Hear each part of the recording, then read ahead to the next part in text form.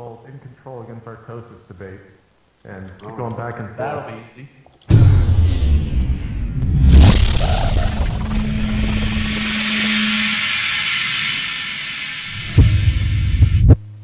War field stabilized. Return of the heat. We gotta move.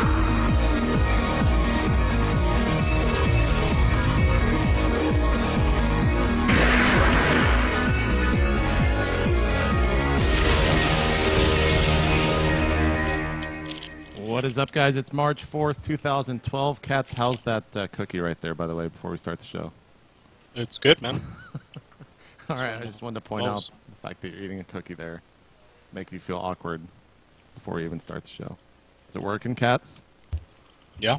Good, good. What's up, guys? Welcome to State of the Game. I'm JP McDaniel. Today on the show, we're missing Day 9. We're missing Artosis.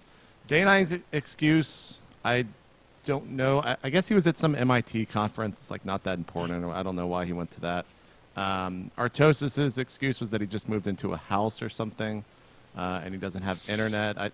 The point is that Jeff and Tyler, the two faithful members of State of the Game, are here, and we've actually got some stuff to talk about.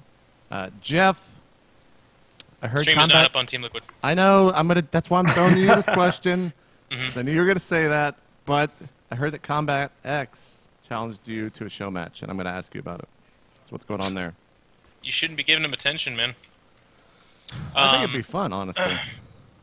The only way that guy gets any fans or recognition at all in the community is by being a complete ass to people that are playing the game seriously. And I thought he'd gotten No. better. It still No. is bad?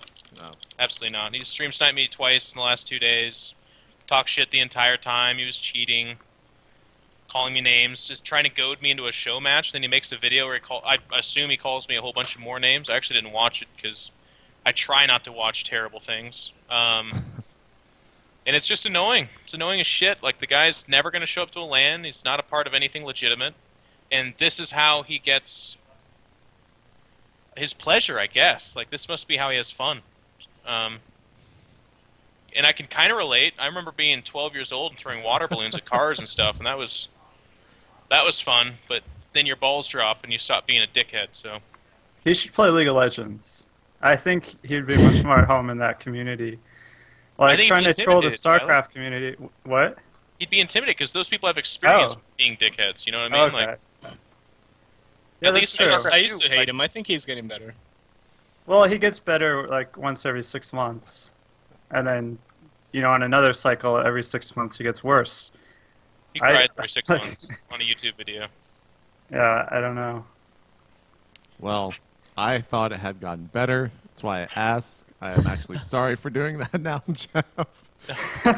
Fine. It's I'll just okay. get like a bunch of tweets and Yeah, we don't have that many people watching right now, so it's okay.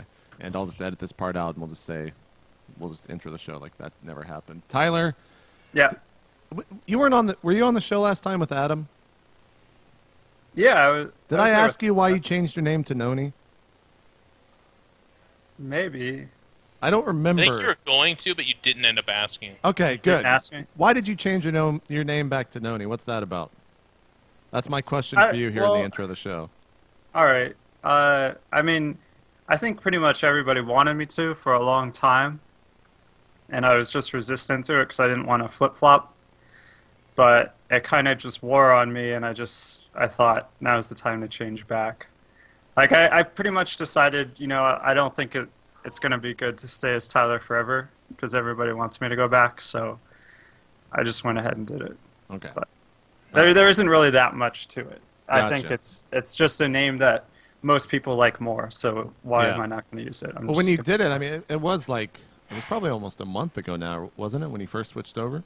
Yeah. I think you played in the yeah, qualifiers was the first time I noticed it for MLG, but then Yeah. the Reddit post started is Tyler back? Is this what the names it got everyone excited like that? And you were just basically changing because you know that everyone knows it's a bigger name. That's what you're saying? Yeah, I mean, Okay. when I perform well, I'll perform well. Yeah. I'm not trying to do anything other than that. You're not trying to hype it up? yeah, I'm not trying to hype it up, So Gotcha. just give me props when I have results, and that's the best relationship I can have with my fans. Gotcha. All right, Katz, my question for you is, do you have your shirt picked out for Jeff, since you have won the bet on the GSL Finals? Of course, those No. who didn't know the bet, Jeff predicted MC to win it all. This was on our last episode, which was like almost a month ago. And Katz predicted that DRG would win it all, and of course, Katz was right. Spoilers. So, you don't have your shirt picked out? No, I've been getting a lot of tweets though, like with designs and like unicorns and picking shirts. I don't know. There's a lot of good ideas, so Yeah. I'll probably hold some sort of contest. Let the people decide. Okay. Well, you got to beat what Tyler wore, which was what was it? It was 2 wolves or something howling at the moon, Jeff. Triple XL purple shirt with 2 wolves kissing. It's pretty good. It was good. It's pretty good. Well, we'll see, and that's going to be for Columbus, right? Best part about that shirt, by the way, is that there's never a time where it's too small for Tyler. He could actually wear that the rest of his life. Yep. It's true. Good Well, shirt. We'll see. We'll see what he has picked out for you in Columbus. Have you decided what day it's going to be on, so people can look for you? It's going to be Friday, Saturday, Sunday, or was that not in the bet? It wasn't. It was just that I think the bet was something like it has to be like you don't have to wear it like the entire tournament, but you have to wear it like not even maybe in a match, but somewhere where people definitely watch you and recognize you with People have to see it. Okay. Yeah. All right. Well, as it gets closer, I'm sure we'll have some more shows there, and we'll figure out exactly when he's going to be wearing that, so everyone can go and take pictures with Jeff or something to humiliate him some. Because that's what it's all about, Jeff. That's what it's all about. That's what the bet was about. I understand. It is. All right, so later on in the show, guys, in about an hour from now, MLG and Wani are going to be joining us from the Incredible Miracle Team House. So we might be taking questions from the chat. You guys might be able to call in. We're not really sure how that's going to work. We'll just kind of see how it goes. But before we get on with the actual show, I have to know, what level are you guys in the StarCraft Master? Are you guys all level 30? This is the hot topic. I did it man. earlier today. I streamed my run. Are you level 30, I Tyler? did the whole thing in like 40 game minutes. Okay. Jeff? Wow, nice. I've never even touched it, you guys. I just play StarCraft. Hey, this is StarCraft, man. You're not a master. This is the real apparently. StarCraft. You're not a master. Yeah, this is the real apparently. StarCraft. I got to level 30 relatively fast, and then I was stuck in level 30 for a while. What is level 30? I haven't done it yet, so. It's 1 tank and a medevac against 3 stalkers. Okay. Sounds easy. Well, we'll see. Jeff, you have a homework assignment for next episode. You have to become level 30. Your fans I'm are going to waiting. do it when no one else is doing it, so that way I get like the hipster effect, where I'm doing it because it's cool, not because everyone else is doing it. So Okay. All right. that's my plan. There you go. So on the show, it is a little bit heavy towards the end of the show because, of course, MLG's coming on. So that's when we'll be talking about the MLG Arena later on, as well as the GSL Finals. But to start off, we've got IPL4, Assembly, the IM World Championships. It's really a lot of news coming out since the last time we did this. We'll go ahead and start with the IPL4 announcement, of course, finally being announced. It's going to be in Las Vegas at the, what's the name of the hotel? It starts with the C. What is it? Cosmopolitan. Yeah, the Cosmopolitan Hotel. It's on the same weekend as PAX East and Easter, so that's kind of weird, I guess. Also, there's a bunch of people that are going to be missing from the event in terms of the casters because they are going to PAX East as well. So just to start off with, and GSTL is the same weekend. I think I might have said that. But Jeff and Tyler and Katz, your thoughts real quick on the first announcement. We'll start with Jeff.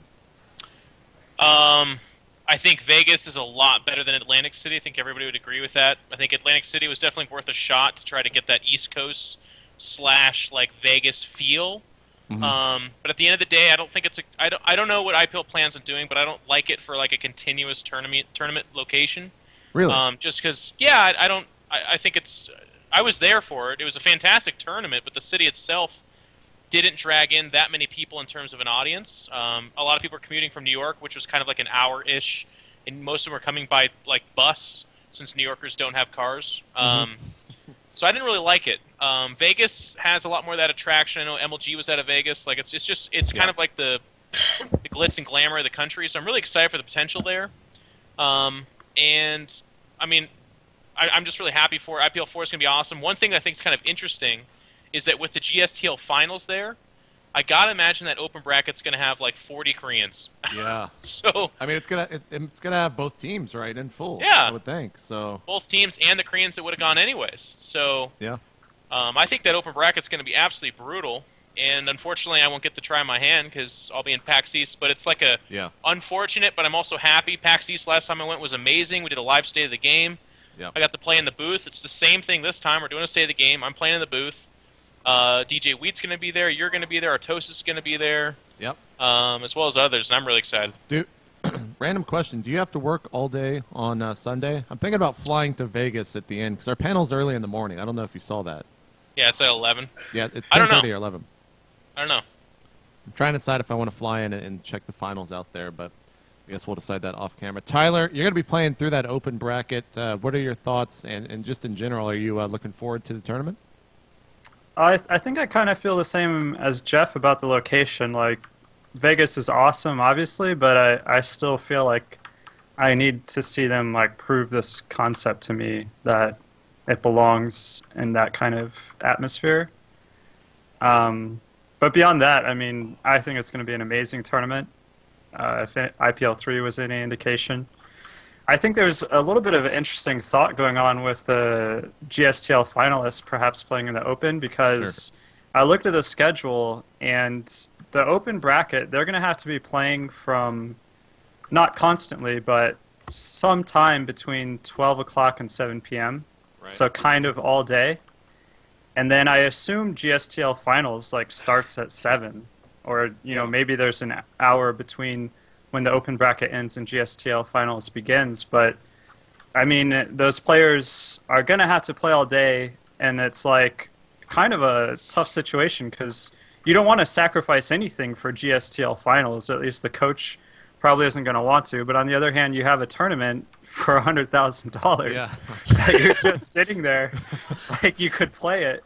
And so I don't know how they decide that. I mean, my gut feeling is you have to enter the tournament, of course. But I think we've seen this in the past. You know, Koreans, especially in any kind of competitor, can just get single-minded that they want to win one certain thing, and they're just going to put all their resources to that. So I wouldn't be surprised if we don't see a ton of GSTL players enter. But on the other hand, I wouldn't feel like an idiot if they all enter. Jeff, you know what we could do? What? You know how we're always saying we've never been to a Barcraft before? We could go to a Barcraft in Boston. I'm down. I think we just figured out Sunday night plans. That might be fun. Don't count me in 100% in case Kingston wants me for something, but I'm like 95%. All right. Well, I think I'm gonna go to the. I think I'm gonna do that. That'll be the first one I've ever attended, so that sounds fun. Cats, what are your thoughts on IPL4? I think it's great. I mean, I don't know. I've never been to PAX, and I'm sure you guys are gonna have a lot of fun. But I'm looking forward to it. I think Vegas is a great location. I lost 4.5K at Atlantic City, and now it's in Vegas, so that's a little bit scary. But other than that, and sounds exciting. I don't know. I haven't been to Vegas since I turned 21, so. Yeah, that's true. It's fun, man. Vegas is awesome. Should be a fun time. Do you guys think that the fact that it's falling on Easter is going to affect the event at all? Because I don't really see it affecting it at all. It'll have some effect on it. I mean, it's not going to be drastic. You're not going to see thousands of people not be there type of thing. There's not going to be like a revolt or anything as well outside of like people saying don't go to IPL4, it's Easter or anything. So I think Vegas would be one of the cities not affected by Easter. Yeah, that's. I was kind of. Yeah, probably. I was. It is the Sin City, after all. It is. I was somewhat surprised when a lot of people, I guess it was specifically Slasher, that were saying that that's like a big problem, and I don't really see it. Wow, Slasher said something's gonna be a big problem. Exactly. Color me fucking shocked, man. Color me shocked. I was just like, it's not. It's Easter. Like, it's not going to pull people away from the event. But what is Easter, anyways? Exactly. See, that's Celebrate the day that Jesus rose back from the dead. Yeah. Oh, really? Yeah, man. Isn't that supposed to be like? Are we having Christmas religion is lessons? born. No, no. Christmas, buddy. Oh. So it's like Holy Week? It is actually. Isn't it Holy Week? There's Fat Tuesday and Lent before that. Yeah. Oh, wow. So what if there's like a buffet and like some like people are Christian and stuff and they won't be eating Easter's like, the end of your right, fast. right. That's what Easter Sunday though, right? Yeah. Isn't like Thursday like no meat Thursday? If you're like devoutly Catholic, yeah. Okay. What's Friday? Ash Friday? No. That's Wednesday. I'm Shit. gonna be good at that. Wednesday? Isn't that Good Oh Friday? no! Ah! No, I'm just kidding. I don't know. As you can tell, I'm not really I'm not too strict Yeah, about those things. Let's skip the religion talk, cats. I know I put you on the spot about the chocolate cookie, but now you're making it really Good weird. Friday. Good fucking Good Friday. Oh yeah, of course. Got updated. That's what I said. Oh, I said Good fucking Friday. Whatever. And I guess IPL 4. I guess that's really all that we have to talk about. A huge prize pool, 40 grand for first, 100,000, paying out all the way to 20th. So that's really cool. 1,000 grand or 1,000 going to 17th through 20th, and the lineup is actually pretty Korean heavy. Tails, White Raw, MC, Marine King, Alive, Puma, Polt, Terran Bomber. heavy. Do what? Yeah, Terran heavy as well. The 4 qualifiers were Korean Terrans, I think. Weren't they? Yeah. Marine King Alive, Puma, Polt, Bomber, and MMA for Terran, and then Stefano, Idra, and MLG for Zerg. So pretty awesome tournament lineup there. Is there a clear winner in that, Jeff? Is MMA the solid pick? I mean, there's definitely favorites, so MMA would be one. I think Polt qualified, if I'm not mistaken, right? Yes. Polt's been on absolute fire lately. He's doing really, really well. So you gotta like them, but if history has shown, anyone's, I mean, not anyone, but there's a lot of people capable of beating them. And again, I'm really interested in that open bracket. There's a lot of Koreans I feel like that will fly in for this that perhaps aren't announced yet. Or are announced and we're not talking about them. But there's going to be some good ones there. I think MMA or Polt could be toppled, but they're the favorites. Alive is ridiculous. Marine Yeah. King. Alive. Stefano, defending champion. Stefano, exactly, yeah. I don't. Yes. We'll talk about him We'll see. when we get to assembly, but that guy. He got handled by Polt pretty well. I mean, that's not like indication that it's always going to happen that way. And the games were they were pretty okay, but Polt looked really strong against him, so we'll have to see. Yeah, but everyone keeps bringing that one game, like the one time Stefano lost to a Korean. You know, it's like, Yeah. so what? He's been beating everyone else. You know, Yeah. I'm sure True. Polt lost to someone else not long ago. All right. Well, let's get away from IPL. The event's going down on April 6th through the 8th at the Cosmopolitan. You can go find out more information, I think, at ign.com/IPL. But moving right along here, as we jump to assembly, of course, Polt ended up winning that. Stefano getting second place there. This is one of the tournaments that I couldn't obviously watch because I was doing the arena all weekend. But Katz, you were there as well, so I don't know how much you've watched VOD. But Jeff and Tyler, did you guys watch assembly pretty closely? No. Did we talk about this last time? Do what? We talked about this last time. No, man, we haven't been on air since the arena. We Oh, previewed okay. the event. We I'm on need to too many do more shows. shows, man. This is like. I liked Asus. They've cleaned it up. They've stepped it up. It's a great event. It was tragic. It was on the same time as the arena, but the games were great. I was really excited to see Stefano in yet another final and up against a Korean. And kind of like Cass just said, this is the series that everyone keeps citing. But if you're a Terran player, you need to be watching that series because Polt did the same build 3 or 4 out of the 5 games. Right. And he played it to perfection. He looked brutal good. And you know what? Stefano played his heart out. I thought he played really well. It wasn't like one of those finals where it's like, well, one guy fucked up real bad and the other guy played great. No, they both played pretty good. And Polt came out very much so on top. So it's a great series, and I really enjoyed the event. Tyler, you said you didn't watch it at all, but I am still going to throw you a question. Is Okay. Stefano now the most consistent and successful foreigner, in your opinion, after getting second place? I mean, it seems like almost every tournament he enters, man, he's in the top 3.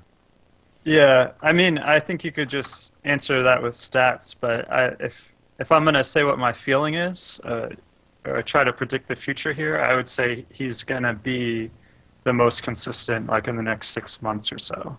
Yeah. I think he's playing the best right now, out of any foreigner. I'll go ahead and throw that out there. I mean, I think you have some foreigners in Korea that you don't quite know exactly what their skill level is, but just looking at results. Yeah. What they're doing in tournaments, Stefano stands out. Yeah, he won. He actually won another tournament today for the Scand Invitational. So, Katz, what are your thoughts though as a Zerg player? Stefano, kind of the reigning foreigner champion in your eyes? Yeah, I think so. I mean, yeah, Stefano has been for a while, and Stefano. I told Complexity to recruit Stefano before he won anything. You guys did, didn't you? Well, they tried. Kind of. They tried. Yeah, they did. But that was Yeah, you recruited him. They Yeah, recruited him briefly. So I don't know, like I've like I don't know, when Stefano like won IPL, like he came out and gave me a hug and was like, "Thank you for believing in me." You know, like so I believe in Stefano. I think he's the best player, the best foreigner right now, and yeah, if he practices, then I think he will continue to be the best. You should have recruited him for real, though. You know what I mean? Yeah. Not that half-ass shit. Not, You guys- not Yeah, that yeah. half-assed recruiting. Okay, you should come play for us. We didn't even mention the fact that Puma ended up getting third, Jeff. That was, let's see, third, and then fourth was Lucky. So That's like a testament, as far as I'm concerned, how good Polt and Stefano are. Like, Stefano absolutely stomps Puma. Okay, Puma just doesn't have an answer. It was a brutal beatdown. yeah, And then you would be like, well, I guess Puma had a bad tournament. No, Puma then goes on to smash Lucky, like absolutely. Bears just hit the table. To absolutely just smash Lucky, and then Polt goes on to beat Stefano. And again, I already talked about it, but good series. You know, I mean, those four players are playing so well. yeah. But Stefano and Polt are, in that tournament at least, at that day, head and shoulders above Puma and Lucky. What about the JYP Hero series in the round of 16? Was that? I mean, it was a 2-1 on paper. I have no idea what actually happened in the match. Can you kind of talk about that a bit, Jeff? They kind of had the same matches every time. Like PvP right now, it's very build oriented. There's not a whole lot of like, oh wow, his late game PvP mechanics are so strong. Not really. It's just early, mid game, a couple of coin flips, and a lot of mind game stuff going on. And Hero is the Protoss to beat right now. I mean, he just got Code S for himself. He beat JYP previously in another tournament. I can't remember which one it was. It was GSL. Yeah, Code A. So Hero's kind of in his head right now, and I mean, it's always a good match, always worth watching, but it's going to be a lot of Blink Stalkers. So Yeah.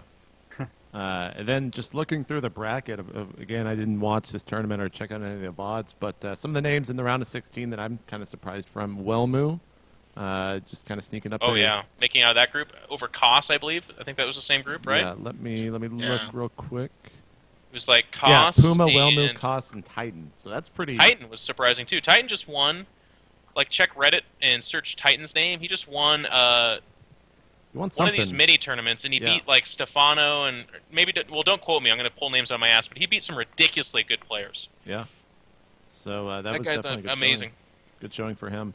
Mana making it out of Group B. He went 2-1 in there. That was the Stefano group, which had Night End and Happy in it. Yep. And then Group C, Moon going 1-6. Is that a big Kiss of death. surprise? Artosis Kiss of Death, man. He picked him to To win the tournament. like win the tournament, and he Wait, ends did up he really? getting raffle stomped. Yeah, last episode. I don't remember that. Poor Artosis. Oh well. Let's see. White Raw going 4-5. White Raw has been kind of quiet lately. Braddock died too, so Do what? Braddock. I thought Yeah. Braddock and Moon would make it out of that group. Like I thought Real and Cloud were done. Actually, Cloud winning that's surprising, really. He's got to be feeling good about taking Group C. And then Group F, Tasia, Elfie, Jinro, Adele, Scott.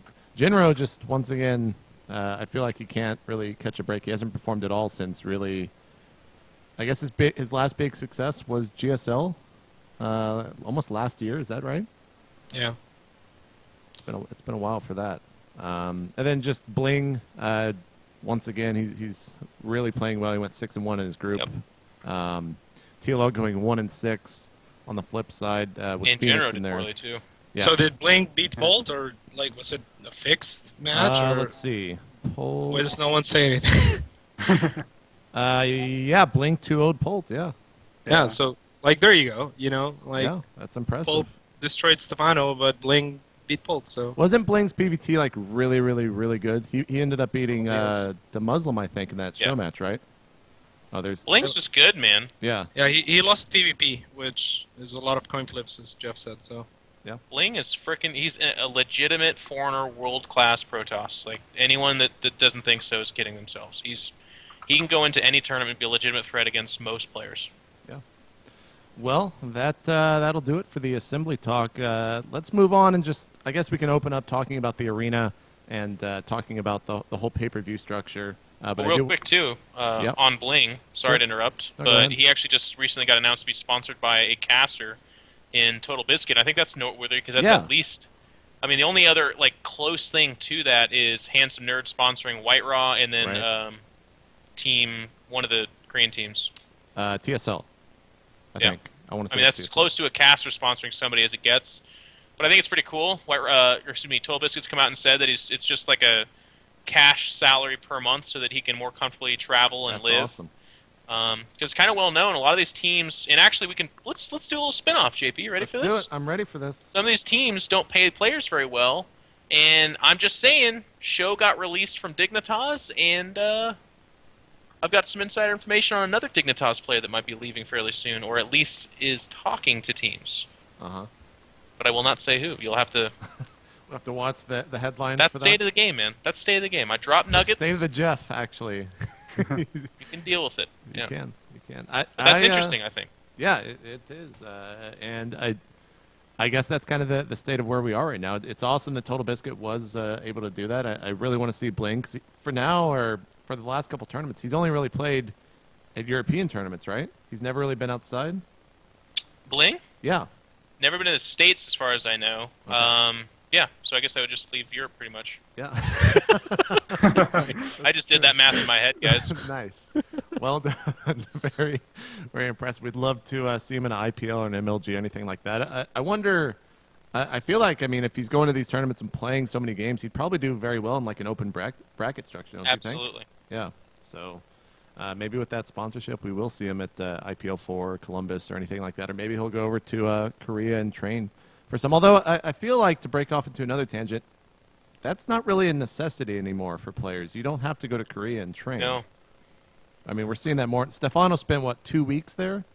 I mean, he's kind of a rare case, but he didn't spend And he any doesn't time. cite it, by the way, either. Like, Yeah. if in any event or interview, he does not talk about spending time in Korea as part of Yeah. his success. And it's definitely like, I don't think anyone would make the argument that it doesn't help you. Playing on that ladder with that latency is fantastic. Yep. If you have connections to pro gaming teams, obviously that's the best training you can get. But if the question is, do you have to do that? The Yep. answer, I mean, we're going to get there in a second, but DeMuslim beat NST. Yeah. Never set foot in Korea. You know, I mean, it is possible. And he was even saying on his stream the other day that he's thinking about going and spend time over there, but now that he can play in Korea with little lag, like, he doesn't really see a need for it. So Not as much. not that's as for much. Sure. Yeah. There is latency, but It's not like for me yeah. in Europe, it's like, you know, I play Europe happily. There's no game I lose where I feel like it was because of latency. Mm-hmm. But if I was in Germany playing Europe server, it would be better. Sure. Same thing with Korea. Cool. All right, well, let's move on and talk about the MLG Arena. Like I said, I do want to get a lot of NesTea's thoughts on this because one of the biggest upsets to start the weekend off was DeMuslim beating NesTea there, which was He cited you, man. Do what? He had your comments on his mind. Good. I hope they fueled him to win because that was an incredible. I had the privilege of actually casting those, and it was a ridiculous game 3. But I want to first start off talking, because I'm sure I'm not going to ask NesTea what he thinks about the pay-per-view of MLG. But, Katz, let's go ahead and start with you. Obviously, as an MLG employee, I don't want to give my thoughts too much on this because they're going to be biased for whatever reason. But you were there in person. What were your thoughts on the event? And, I mean, if you were at home, would you have paid for it? Yeah, I almost paid for it when I went to, like, take a nap. But then the hotel internet was pretty bad. So it was kind of pointless. Like, streams would lag out. But otherwise, I would have paid for it to watch something like the round of 8. I don't know, something in the last day where I, like, wanted to nap, but, Yeah. you know. So, yeah, definitely. I thought it was amazing. I think all the players that went can agree that, like, as far as player treatment, they've never been treated that way. You know, it was just a great experience for everyone, and everyone should get to, you know, try and qualify and make it there. Like I didn't qualify. I was just there because I wanted to hang out and have fun. I hang out and had a lot of fun. So it was an amazing event. I have no bad comments. I mean, I got to get something out of you. That's everyone that's been was just saying it's fun. I want to know what could be done better. What was something negative from that event? Because there's got to be something. I don't know. I wasn't watching from home. I know that the Dr. Pepper stream was a mic. Maybe add a camera to that. Yeah. I don't know. It was, from what I heard, it was pretty boring to watch the live stream. But I mean, we're not like putting in a lot of time and effort to that. But I've heard that it wasn't the best thing to really entice the people to Dr. watch. Pepper stream was that one guy. He's funny. What's his name? Shibby. Yeah, she'd be walking around with a mic and asking questions. So I'm sure people would rather watch games over that. But maybe over downtime and maybe with a camera next time, that could be improved. Other than that, I don't know, man. I really can't think of anything. If I can, I'll interrupt someone and be like, oh, yeah. Okay. All right. Well, Jeff and Tyler, you guys watched from home. And I just want to... I don't want to spend time like saying the event was good. I want to know what was bad about it. What in your eyes is someone watching from home could have been done better, Jeff? A lot of people have talked about the lack of a live audience, and I think that might just be huge. the flavor of the tournament. So that's something people will have to deal with. It didn't really bother me as much Even at if we all. had, though, I watched for the Even if there was like 30 people there, like it would have been completely different. I feel right watching it. So. Possibly. For me, like every time they were on the non-stage, well, actually, it was pretty much the casters. They were in like these barren white rooms with a poster or two behind them. Yep. And to me, it felt very campy, and it felt very like it did not have the production quality. I feel like if in the future, if I'm going to pay for an event, like, okay, when I say I mean the proverbial I. Like for me, I don't give a shit what the commentators will look like, right? Like I'm there for the games, and it's right. they sound great, they look great. Who cares? But as far as like an esports event rather, that's supposed to like represent what we are capable of doing and where we're pushing this game and this community, that wasn't it. You know, just a poster in a white room with two guys like shoulder to shoulder in front of what was obviously something like a webcam. Obviously, it was higher production, I'm sure, but it looked like a webcam. You know, it looked like these two guys right in front of a webcam. Right. That can't happen in the future, and it doesn't upset me at all. Like I said in this past event, like I knew we were going to get at least $20 worth, and I feel like we got an outrageously fantastic tournament for $20, which is it was good, and I'm really happy for the future. It's just I can't see that again. So like I actually made fun of Adam and Sundance during the event about that, and they're like, "We know, man. We'll fix it next time. We just didn't have enough room this time." Well, make enough room. Like that should have been a high priority, because your casters are a big part of the reason why people care. And right. in my opinion, I'm sure Tyler and Katz would agree, they care too much. You know, I'd rather it be more about the games and the people there, but for right now, casters are a huge attraction, and if you got two guys sitting on fold-out chairs in front of a webcam, that's not it. That's terrible. Right. Tyler, what were your thoughts on just the viewing experience and the tournament itself, regardless of the games, because we're going to get to that in a sec. Well, the thing that stood out to me, and I don't know if I can really give a solution to this, was, again, the casters. Just the type of casting I like, I need to have a really good analysis guy. And I thought you guys were a little bit light on deep analysis. I mean, when you don't have Day 9 there, you don't have Apollo, you're kind of just relying on Artosis. Right. Like, Artosis was really the only guy whose analysis I liked. Thanks, Tyler. Well, I didn't watch any of yours, sorry. I saw you commentating some, but I didn't happen to watch any of yours. Obviously, I love when the players get up there. Yeah. Because I always like how the players commentate. But, like, a couple of times I just felt like some of the pairings... I mean, obviously, inevitably, if I only think Artosis is an analysis guy and everybody else isn't, then there were a lot of pairings where I didn't feel like I was getting good analysis. Sure. But I mean, other than that, it's hard to point something out. Just the crowd really, I mean, the lack of the crowd stood out to me as well. But there was also just something cool about being isolated. You know, like Home Story Cup has a good solution to it with that bar on the first floor where they can show a crowd that's not there, but they're there in a way. So it's kind of weird. So I feel like, maybe if you could have got some shots of like a Barcraft in New York. Well, yeah, I mean, I thought we were supposed to do that, but I guess we never did. There was one down the street at Legends, which was the big. I guess that was like the official Barcraft of the arena. Yeah. And from what I heard, there was 1 billion people there. I think we showed a couple pictures at least where DeMuslim went down to it and signed some autographs and stuff. But that would be a good point to like have a stream in there to show some reactions on it. Yeah, because I mean, even though they're not there, like for Home Story Cup, it just works. Like, Yeah. and you can show the players interacting with the fans when they're, not competing. They just go down there and do some autographs and stuff. That kind of content would have been great filler.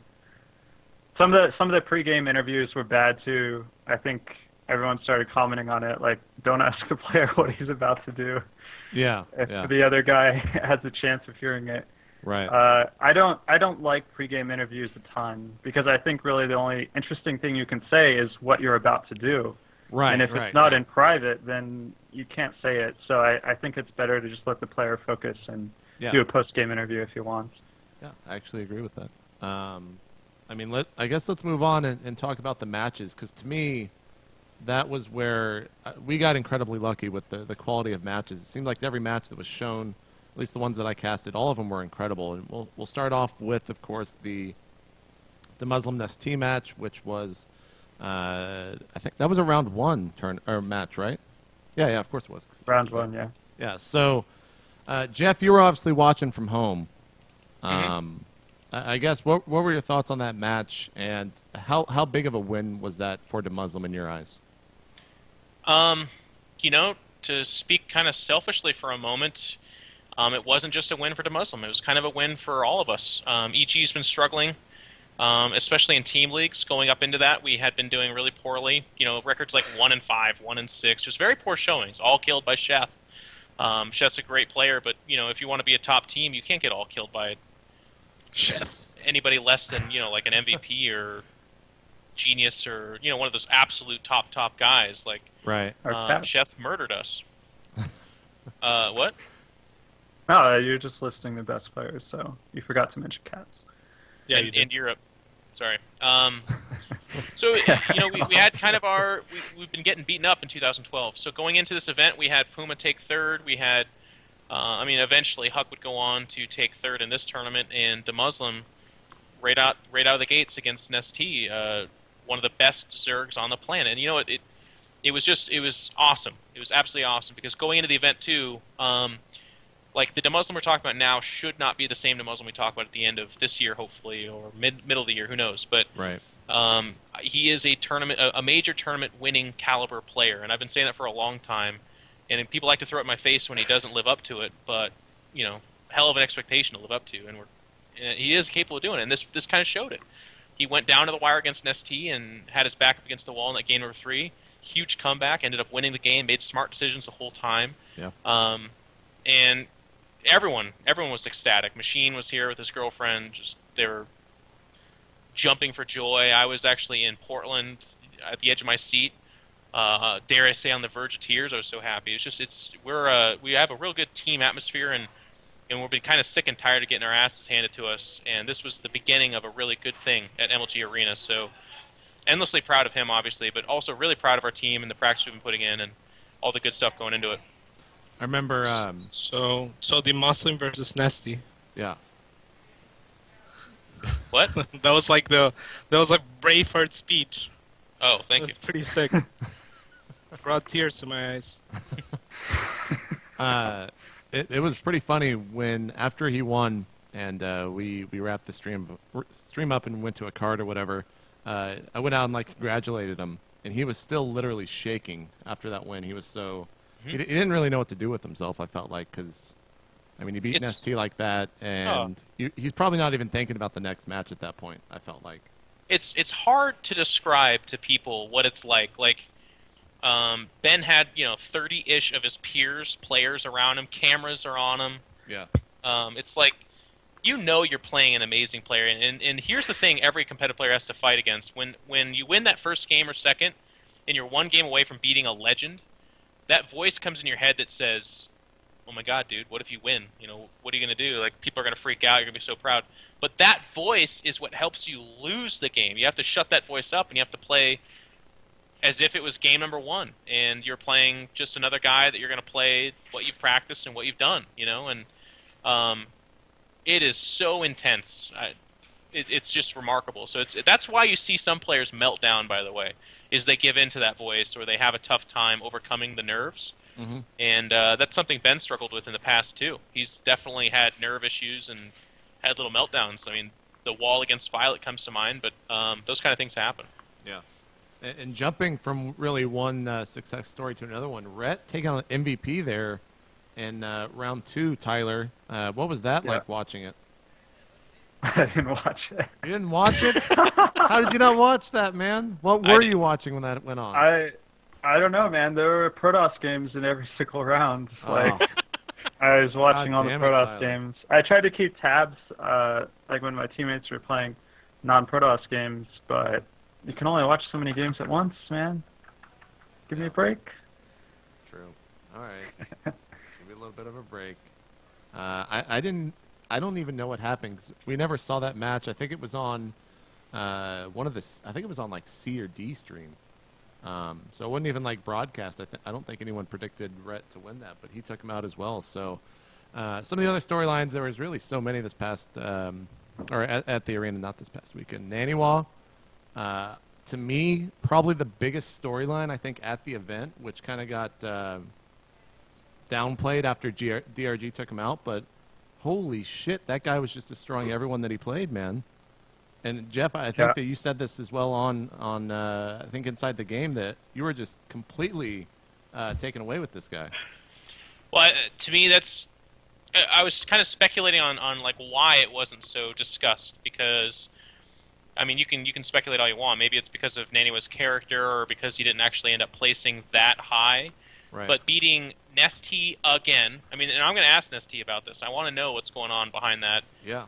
Beating Lenok, which was a huge hurdle for him, losing to him in code A and S, I think, at least a couple times, and then also losing at Providence. And Lenok made it look simple, by the way. That's just kind of the way Lenok plays. But this time, Naniwa got the best of him. Just an absolute monster run. And that's not it. He also beat Chef. Yeah, he started off with Chef, which no one even mentions because it's like, when you compare MLG Chef and Lenok, for Protoss players is one of the worst guys to hit in a tournament, because everyone, like, he's underrated, so everyone's kind of like, oh, Naniwa versus Chef, well, Naniwa should win. No, Chef's absolutely ridiculously good at that matchup, and beating him's a huge accomplishment in and of itself. Tyler, what were your thoughts on Naniwa's kind of streak throughout the tournament? I thought it showed a lot of skill. I was frightened that he wasn't going to show any skill because of all those crazy build orders that were going on. But eventually, you know, some massive amounts of skill, impressive games, impressive decision-making, obviously impressive micro. I was pretty happy to see that. Of course, it was all occurring in one matchup, so you can't really give a complete evaluation in Naniwa, but that PVZ... it was pretty good. It's pretty good. I felt like DRG totally outclassed him, though. He hit DRG, and, like, DRG was just way better. Was that more of a mind game loss? I mean, because that's what Naniwa sided there in the second game as he GG'd out, was like, your mind game is... I forget the exact words, but he was basically saying, like, your mind game is too strong, and then he left. But was it a mind game loss, or was it just DRG a better player? I mean, I guess... I don't know. Naniwa does some weird things, so when players choose to play mind games, then you can't always see how good they are, because the whole victory rests on whether or not they won this mind game, and your actual skill at StarCraft doesn't matter as much. But beyond that, just the impression I got from the series was just that DRG was playing better. It would be harder for Naniwa to pull off the things that he did against the other players against DRG. Because DRG, I just feel, is more solid, and he can make better decisions than what I saw Lenok, for example, make. Yeah. Katz, we kind of got your thoughts on a lot of this on the MLG Arena streams, but kind of talking from a Zerg perspective, watching those matches against Naniwa, what were your thoughts?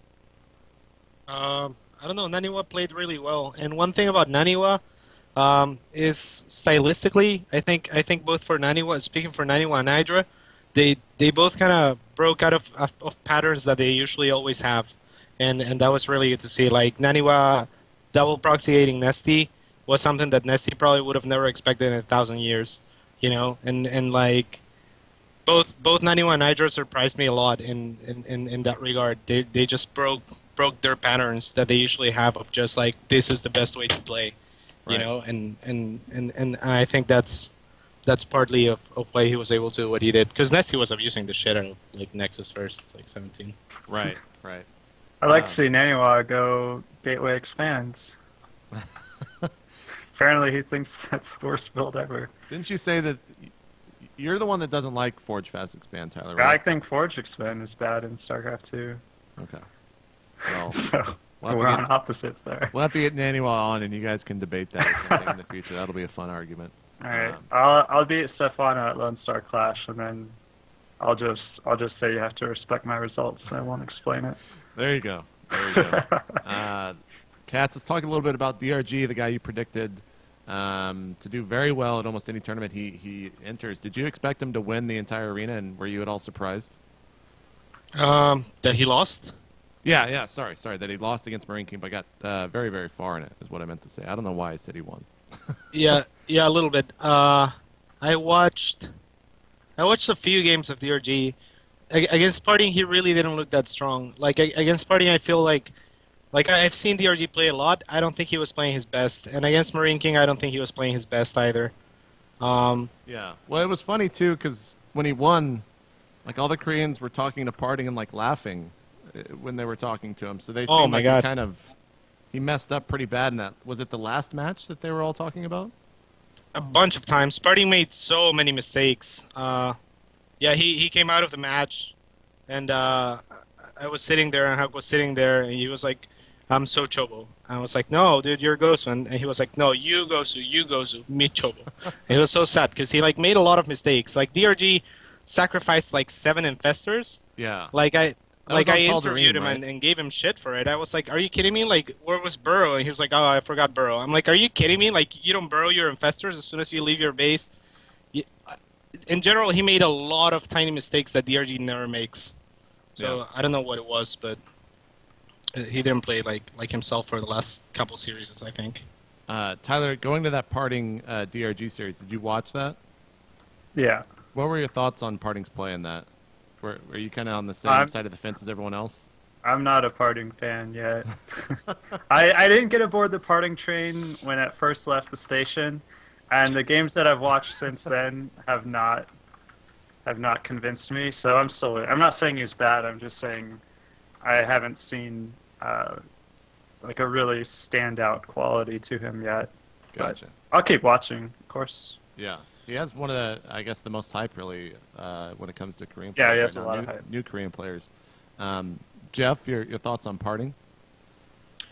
I mean, I actually kind of, if Tyler didn't get on the train when it first launched, I didn't actually even really pay attention or hear about it until Okay. he was in the top of the GSL playing, I think it was Dong Regu, right? Yeah. And those games, is that even what we're talking about, son of a bitch? Well, I mean, both of them, really. We're talking about the DRG that Parting is- match in this, and he also played him in GSL, so it's hand in hand. I didn't watch the games at MLG. I did watch the games at GSL, and they were kind of disappointing. We're seeing a lot of double Stargate Void Ray stuff. It wasn't just Parting doing that. We saw Genius do that as well. And they almost... I'm trying to... I always get like nitpicked with exact results, but I felt like he lost every time he did it. I don't know. I just didn't like it. So yeah, same as Tyler. It's kind of lackluster for me. Yeah. No, I think Parting's awesome, though. I think Parting's a ridiculous player. I think they both just didn't play their best at all. I mean, it was obviously a very exhausting weekend, so that might have had a factor in it as well. But one of the other players, of course, Marine King, the winner of the tournament, finally taking home a huge win. Does that surprise you guys to see him up there? I mean, he's always just been one of the, of course, like a second-place finisher, but now able to take out an entire tournament. Jeff, what does that mean to you? Marine King? Yeah. I never really subscribed to the belief that he was this like joke silver player that was all gimmicky. I mean, there's some really harsh criticism of him floating around out there. Obviously, Idra kind of comes to mind, but as far as I've concerned, like I've always heard he's actually one of the best in the ladder. Like, Yeah. absolutely insane when there's like he's got kind of pressure issues that go on during the finals of tournaments. But the guy, like since the beta, has He's been always in and been around good. the finals of almost every major tournament that he's competed in. Like I don't know how somehow he's managed to. I mean, I'm not going to blame him. Like the community has somehow managed to make him into like this sub top tier player, but he always has been. And I'm not surprised at all that he won. I'm happy for him. I'm kind of hoping that this is like the monkey off the back, so to speak. So maybe he can overcome a lot of the nerve issues that have held him back up until now. Yeah. But as far as I'm concerned, when he's playing his best game, he's actually one of the top 5 players on the planet. One of the best Protoss, well, one of the best foreigner Protoss in the world. I'm not going to just say names because that's fucked up. But he was saying that he would not play MKP in a show match at all because he thinks that he's just going to straight up lose to him regardless because his TVP is so strong. Have you had a chance to watch it at all, Jeff? And do you kind of feel the same way about his TVP? I haven't seen a whole lot, and again, I would kind of say that like almost even his tournament TVP games are not really a good indicator of how good he is.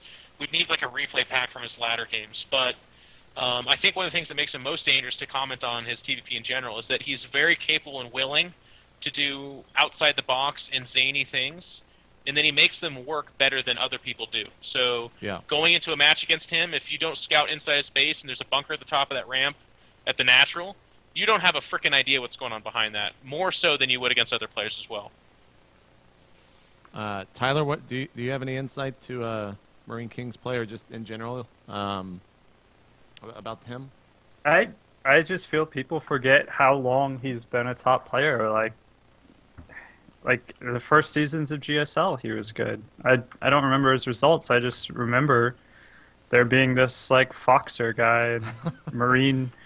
You know, well, he took Boxer's name and then he was Foxer, and then he was so good with Marines that he decided to, you know, give himself the crown, and he's been the king of Marines ever since. And like, he's been good the whole time. He just hasn't had a huge result to make himself stand out, and he's always been scary, I think. So Yeah.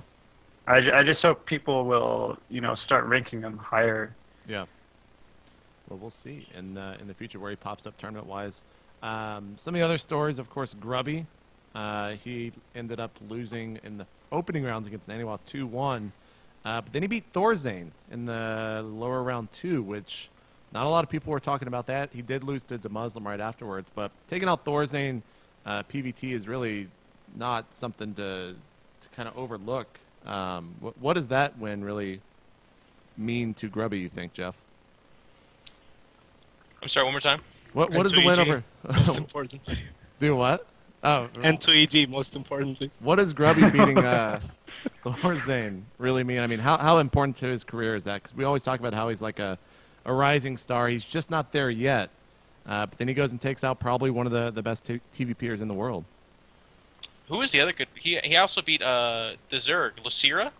Oh, that's right. Yeah, he beat Lucero right before that, 2-0. Yeah, like- I forgot about that. It was an amazing turn for him, and then after he got knocked out, I mean, I'll get back to the Thorzane one in a second, but after he got knocked out, he sat in the caster booth, and there's like love blazing across the internet about how much they want him to cast and how smart he is and great voice, and it was just an overall extremely important turn for Grubby. I think Luciri and Thorzane are huge wins, and then to Yeah. turn around and be a huge like community guy afterwards kind of shows the dynamic that is Grubby. And if you look at Grubby as a player, there's probably nobody else, save for perhaps White Raw, that has marketed themselves better. I mean, you watch his stream; it's smattered with Grubby exclusive content. You know, Yeah. he does giveaways. He works with these big companies to kind of keep himself afloat because he's not relying on any teams right now. So, huge results for Grubby, like beating Thorzane, and you know, like when I beat Thorzane, a lot of people gave the excuse that it wasn't a meaningful match. You can't say the same about this one. That's for damn sure, right? Like this was elimination time. This was a huge match. Thorzane's been practicing. Nobody has any excuses. Not first tournament of the year. Nothing like that. And to sit down mano-a-mano in a travel tournament like that and win is absolutely huge. And I mean, I watched the games. They were pretty They're interesting games for sure, and that's kind of Thorzane and Grubby. They both play a little bit offbeat styles, but really awesome for him. Tyler, where do you think Grubby's at in his Protoss play right now? Well, I love the way he's developed, because when he first started playing StarCraft, we were lucky enough to watch his stream, and he just did wild shit. Like, he was just trying to figure out cool things to do, I think. I don't feel like he looked up what the common builds were and what the standard ways to play were, anything like that. He just started doing his own thing, and, as a Warcraft 3 player, I think it wasn't, developing a strong economy and playing a macro game. It was doing all these fancy tricks with blink stalkers and drops and all this other wild stuff. But from there, he's developed into, more of a standard player, but he learned all these things about StarCraft, all the ways that you can annoy someone and all the weird situations where you can get more out of your units than normal. And now I feel like all of those skills that he developed from day one, just naturally, he can now put into a solid game plan.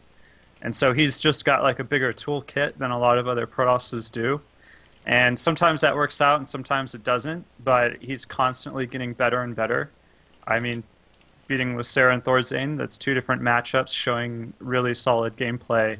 Right. So I think he's just getting better and better. I expect him to get better, and, doesn't mean he's going to exactly do better at the next tournament, but, just over the next 6 months to a year, I think he's going to be just a bigger and bigger star.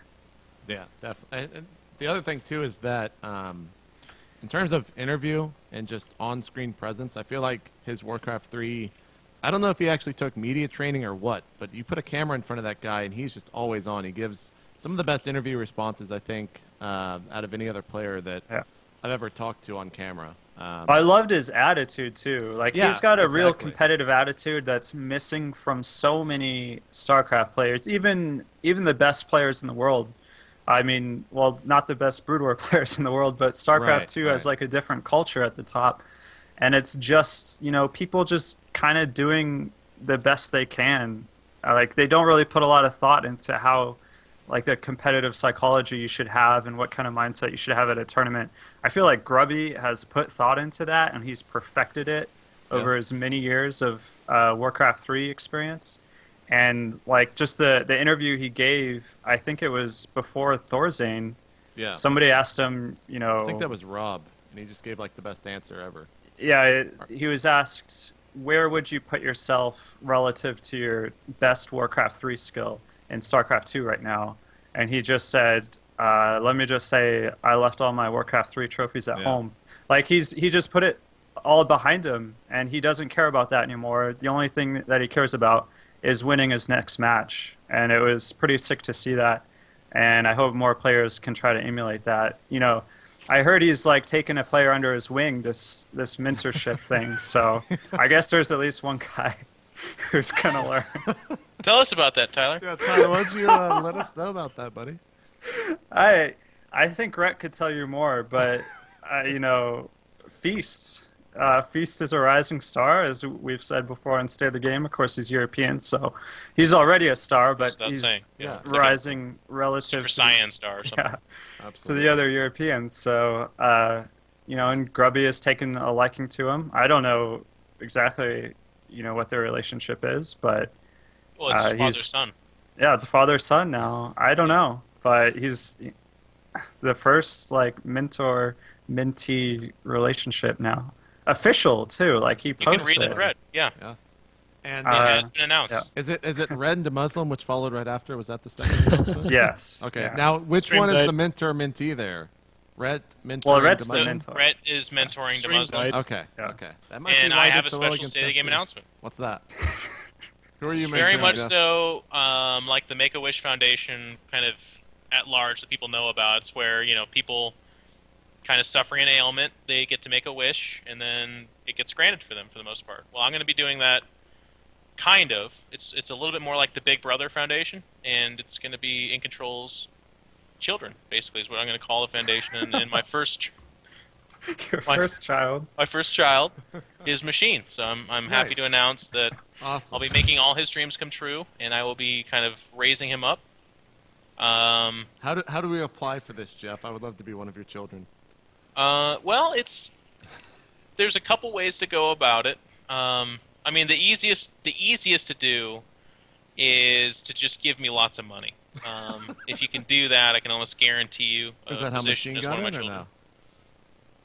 no? Okay. So, congrats to EG Machine. He's going to be my first child, and I mean, what can we expect from this? Lots of smiles, lots of hugs. The potential's limitless. Really, it is. Awesome. To To an Cats, extent, because it does have to come to an end somewhere in there. Cats, are you gonna have any children or mentees anytime soon? DRG is my mentor, actually. So Oh, so okay. You didn't gotcha. read that thread?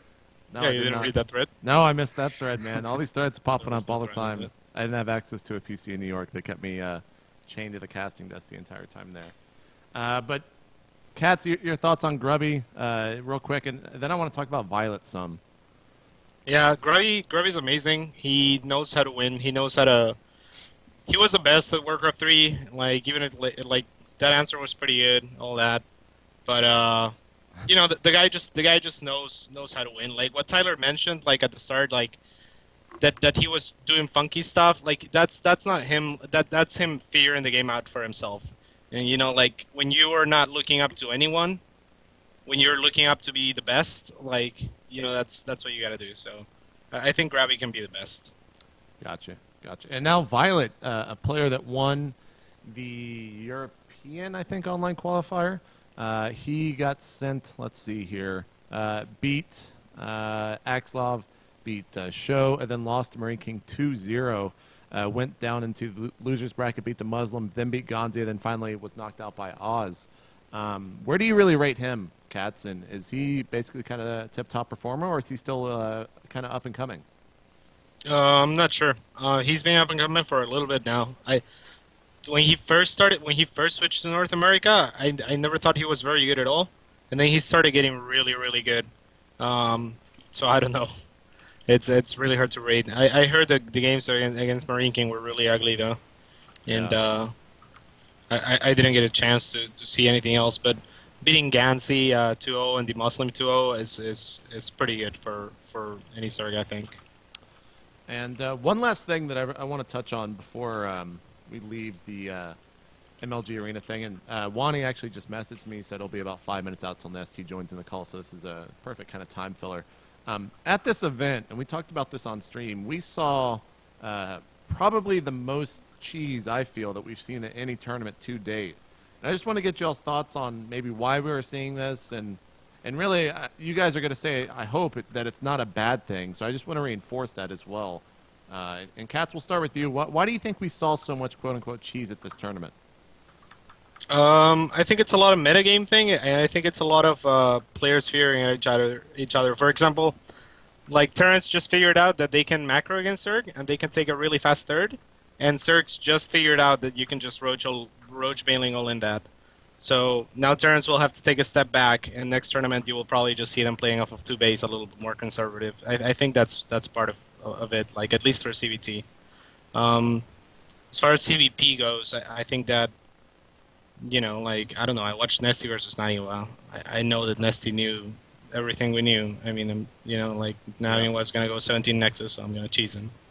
And I think most of the cheese were CVT.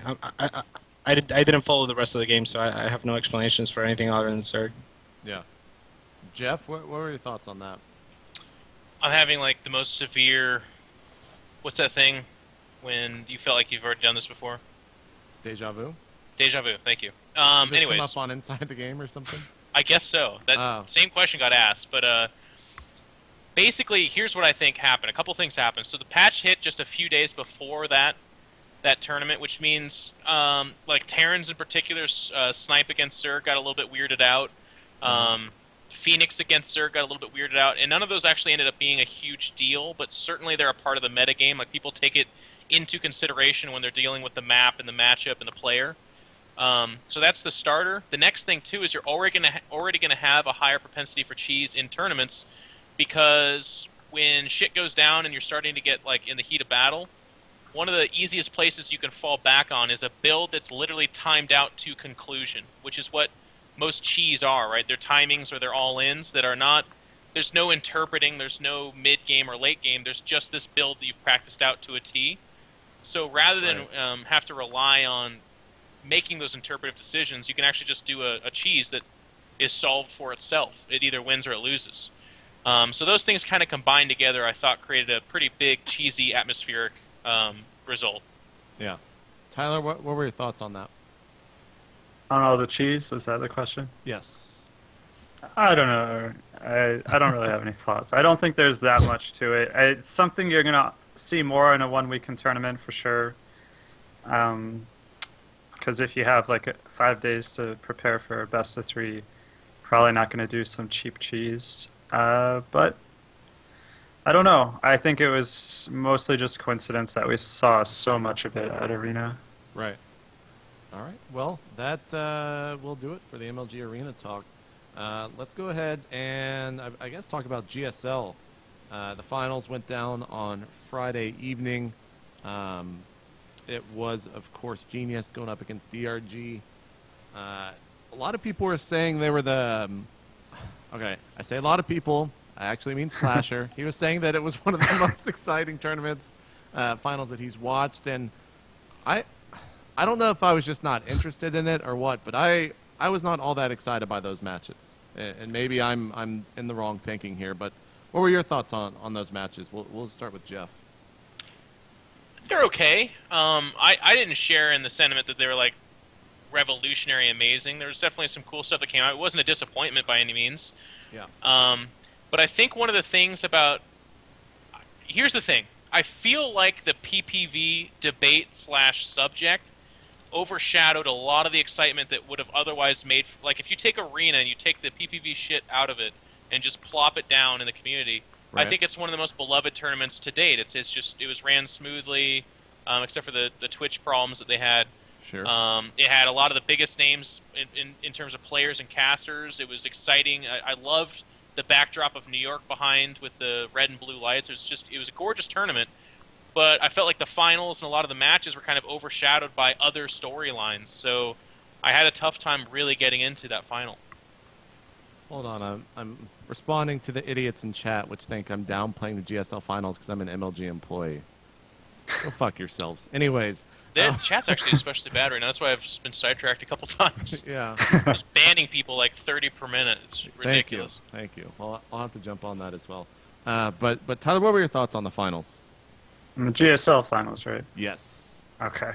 Oh, shit. It's okay. It's okay. I like what Jeff said.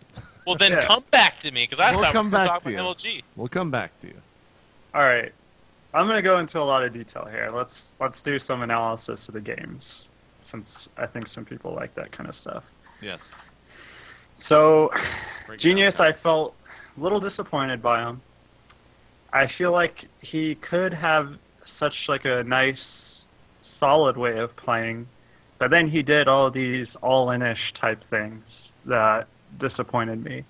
And then game 1 on Daybreak, and I think he's played Daybreak like this before, we saw this solid build that's kind of a new thing. I don't know if Genius really invented it or developed it himself, but it's, taking a pretty fast third and defending it, and you can kind of open it a couple different ways. Genius always likes to do this Stargate opening.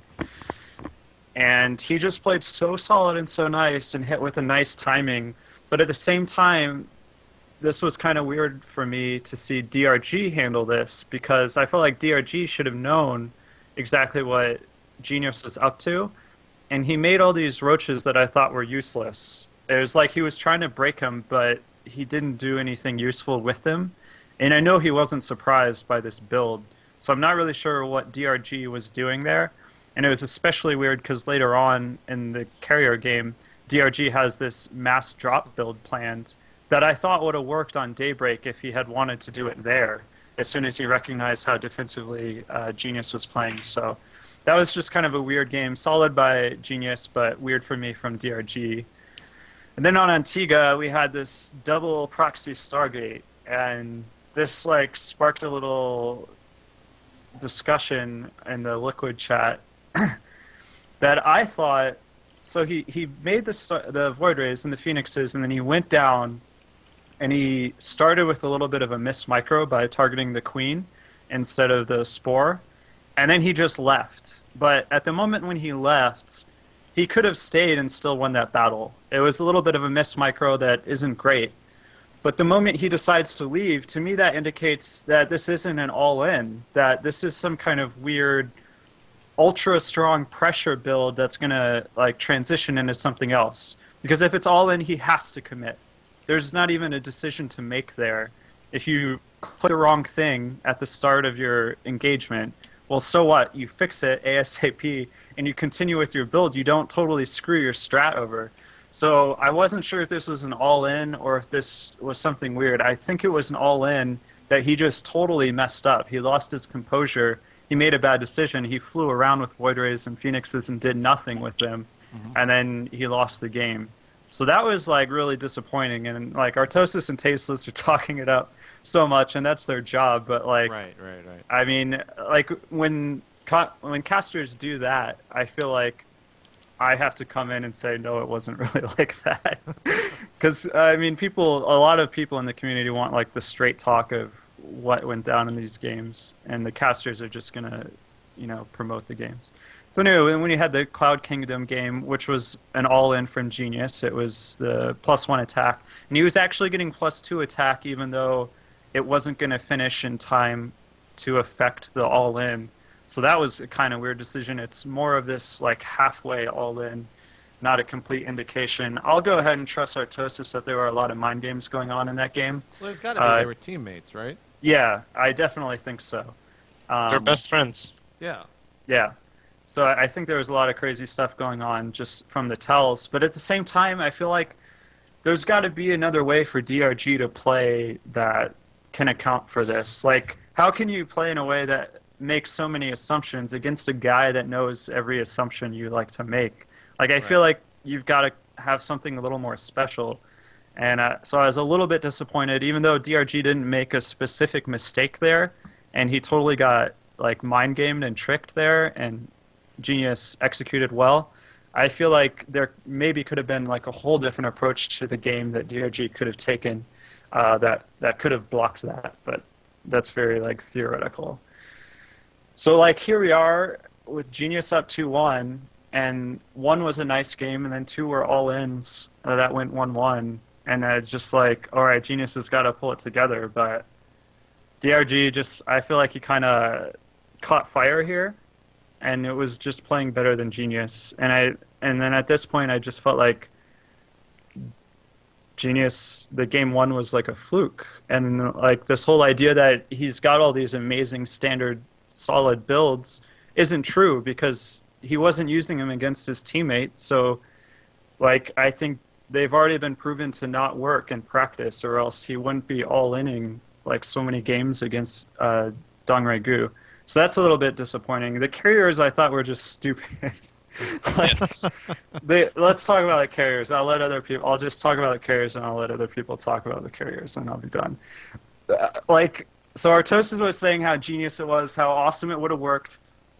This is what I think about carriers in PvZ. They work well, but it's all about composition. It's similar just to the standard idea about Colossus and High Templar, that having a combo of both of them is way better than just having mass amounts of one, because you're looking to build a really nice composition, and there isn't really a chance for Protoss to just swing hard into one uniform composition and then take the game with that.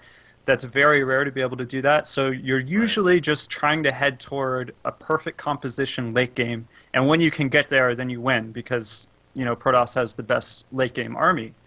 And so carriers can be a part of that. I think they're awesome. I think if you're going Stalkers with Storm and you've kind of skipped Colossus and then you're facing Broodlords, you should go for Mothership, and it's not such a bad idea to build a couple carriers, because it's really hard for Zerg to deal with it efficiently. How many Corruptors do they make when you don't have Colossus?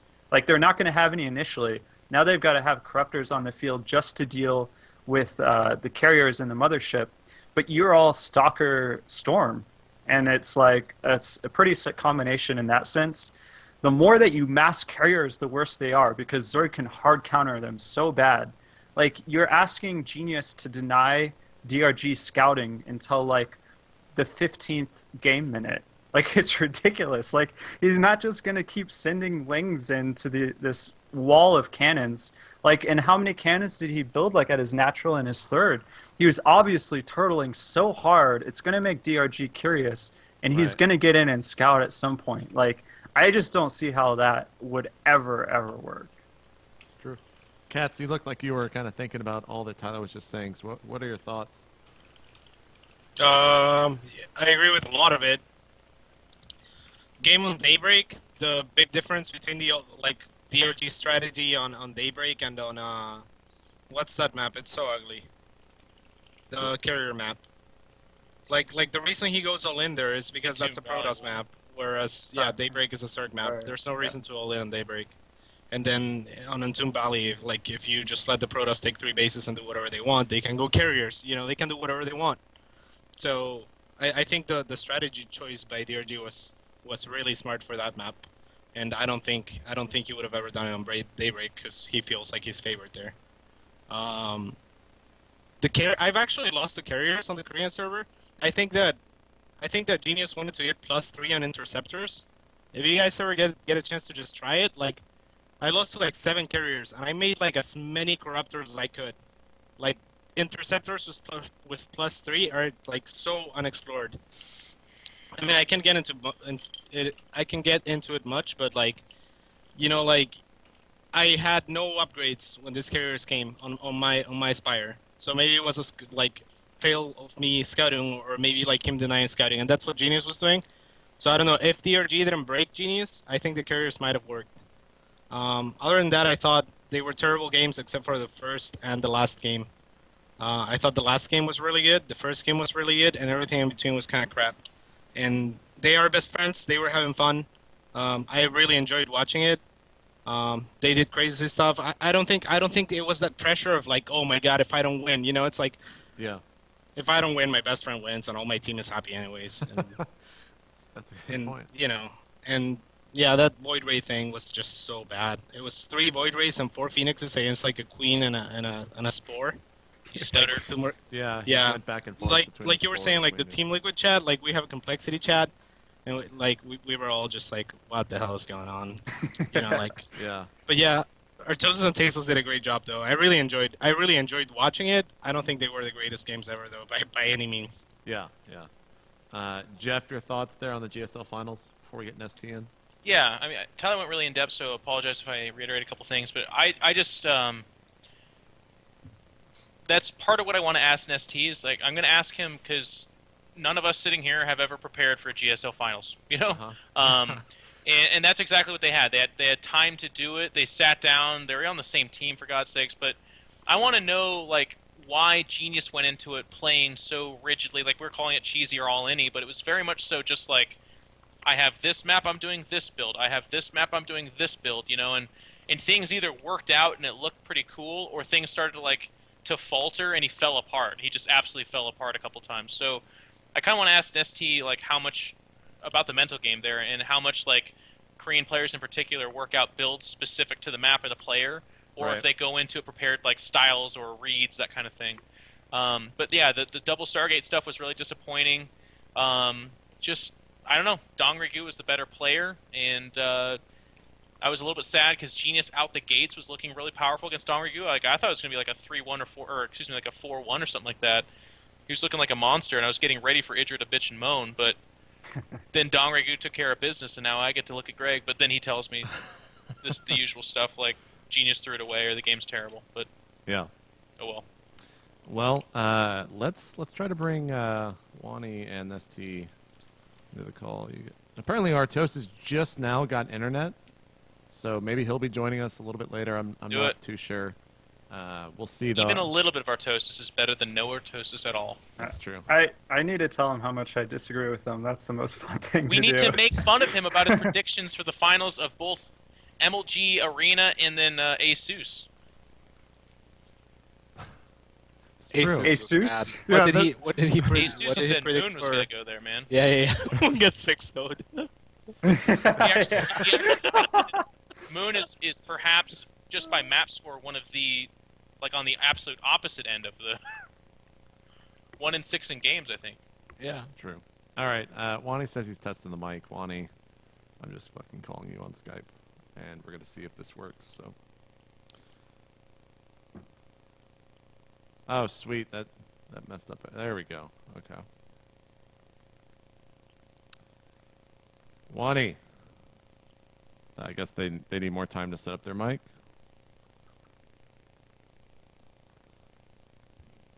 Wani.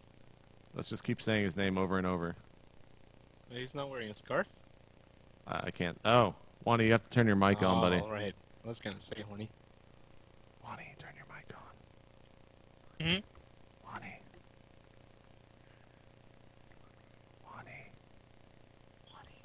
Wani. We can't hear you. Nestea's not pleased.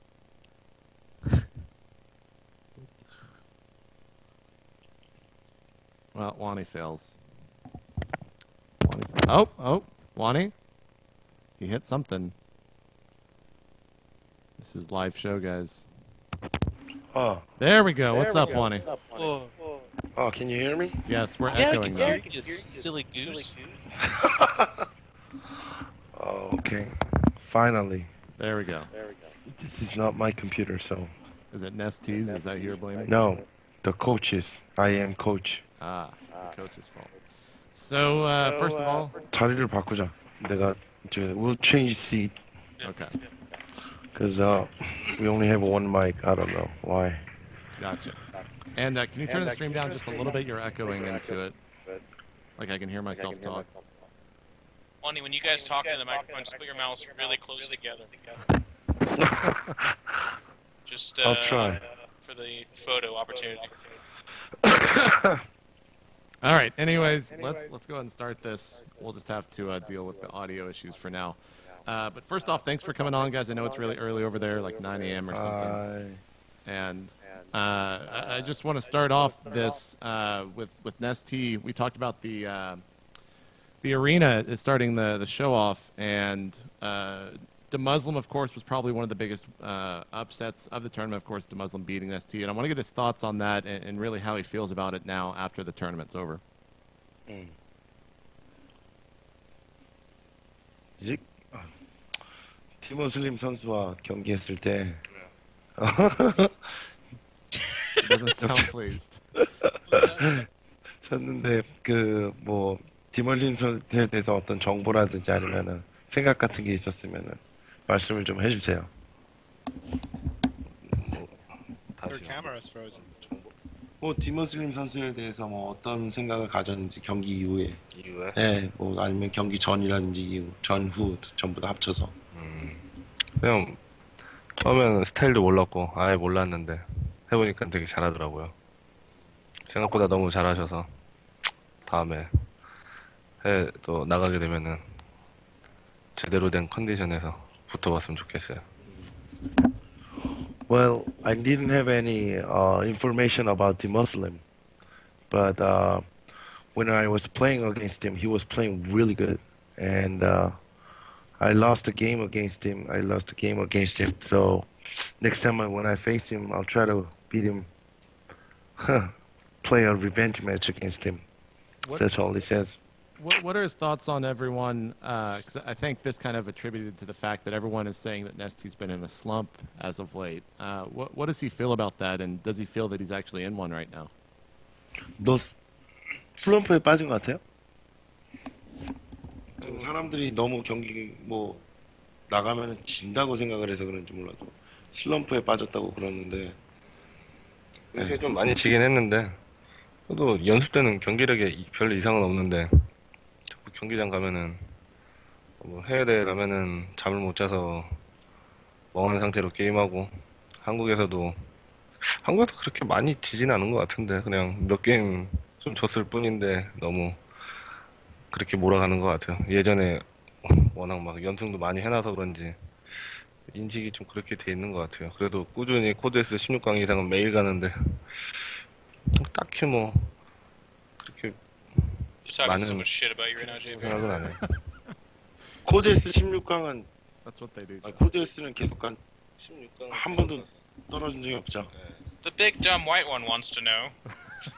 Okay, read it. well, the thing is, whenever he goes out abroad, he can't actually go to sleep. There's a really hard time he's having whenever he flies around the world, especially he only been to States.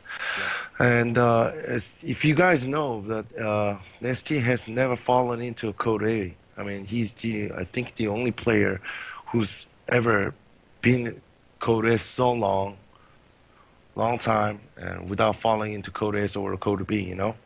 So he did not lose quite a lot of game in Korea, but whenever he goes abroad and there's always trouble where he can't not sleep. So it really hurts him.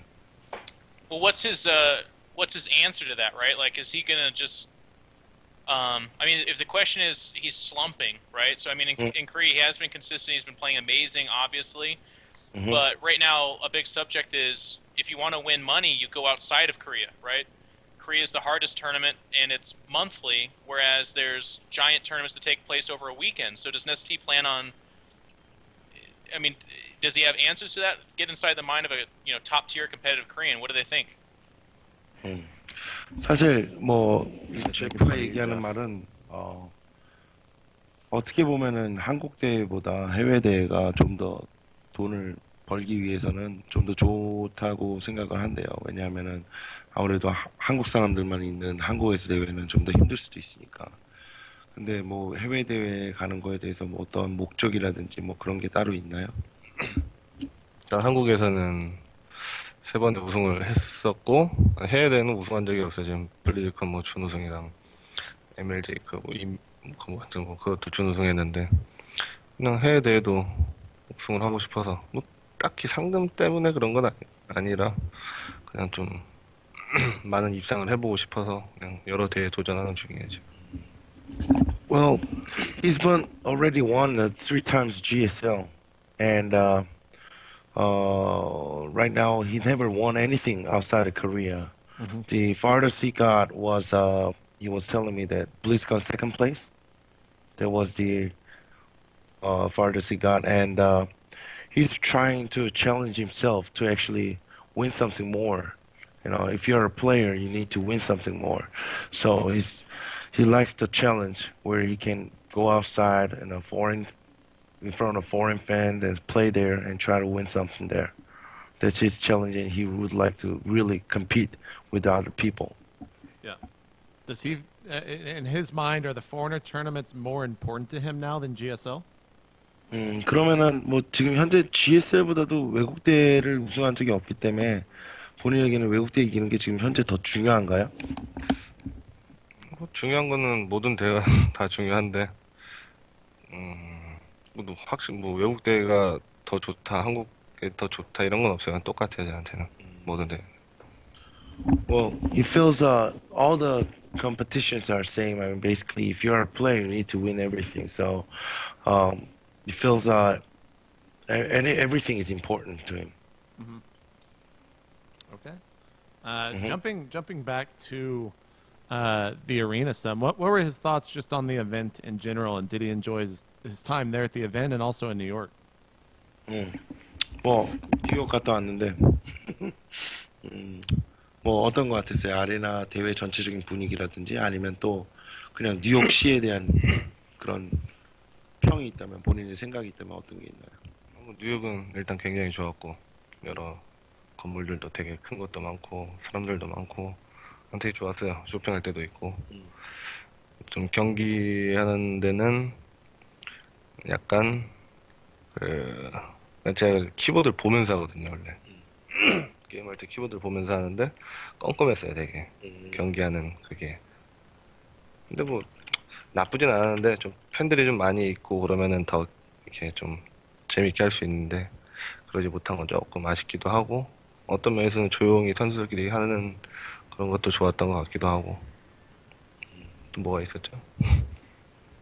그렇지. 그냥 뭐 반반했던 것 같아요. 어느 부분은 좋고 어느 부분은. Okay, well, it feels like New York was a great place to go. Basically, there's a lot to shop and a lot to eat. It's a big city. It feels really great to be there. About the arena, it's kind of awkward playing a tournament without any fans.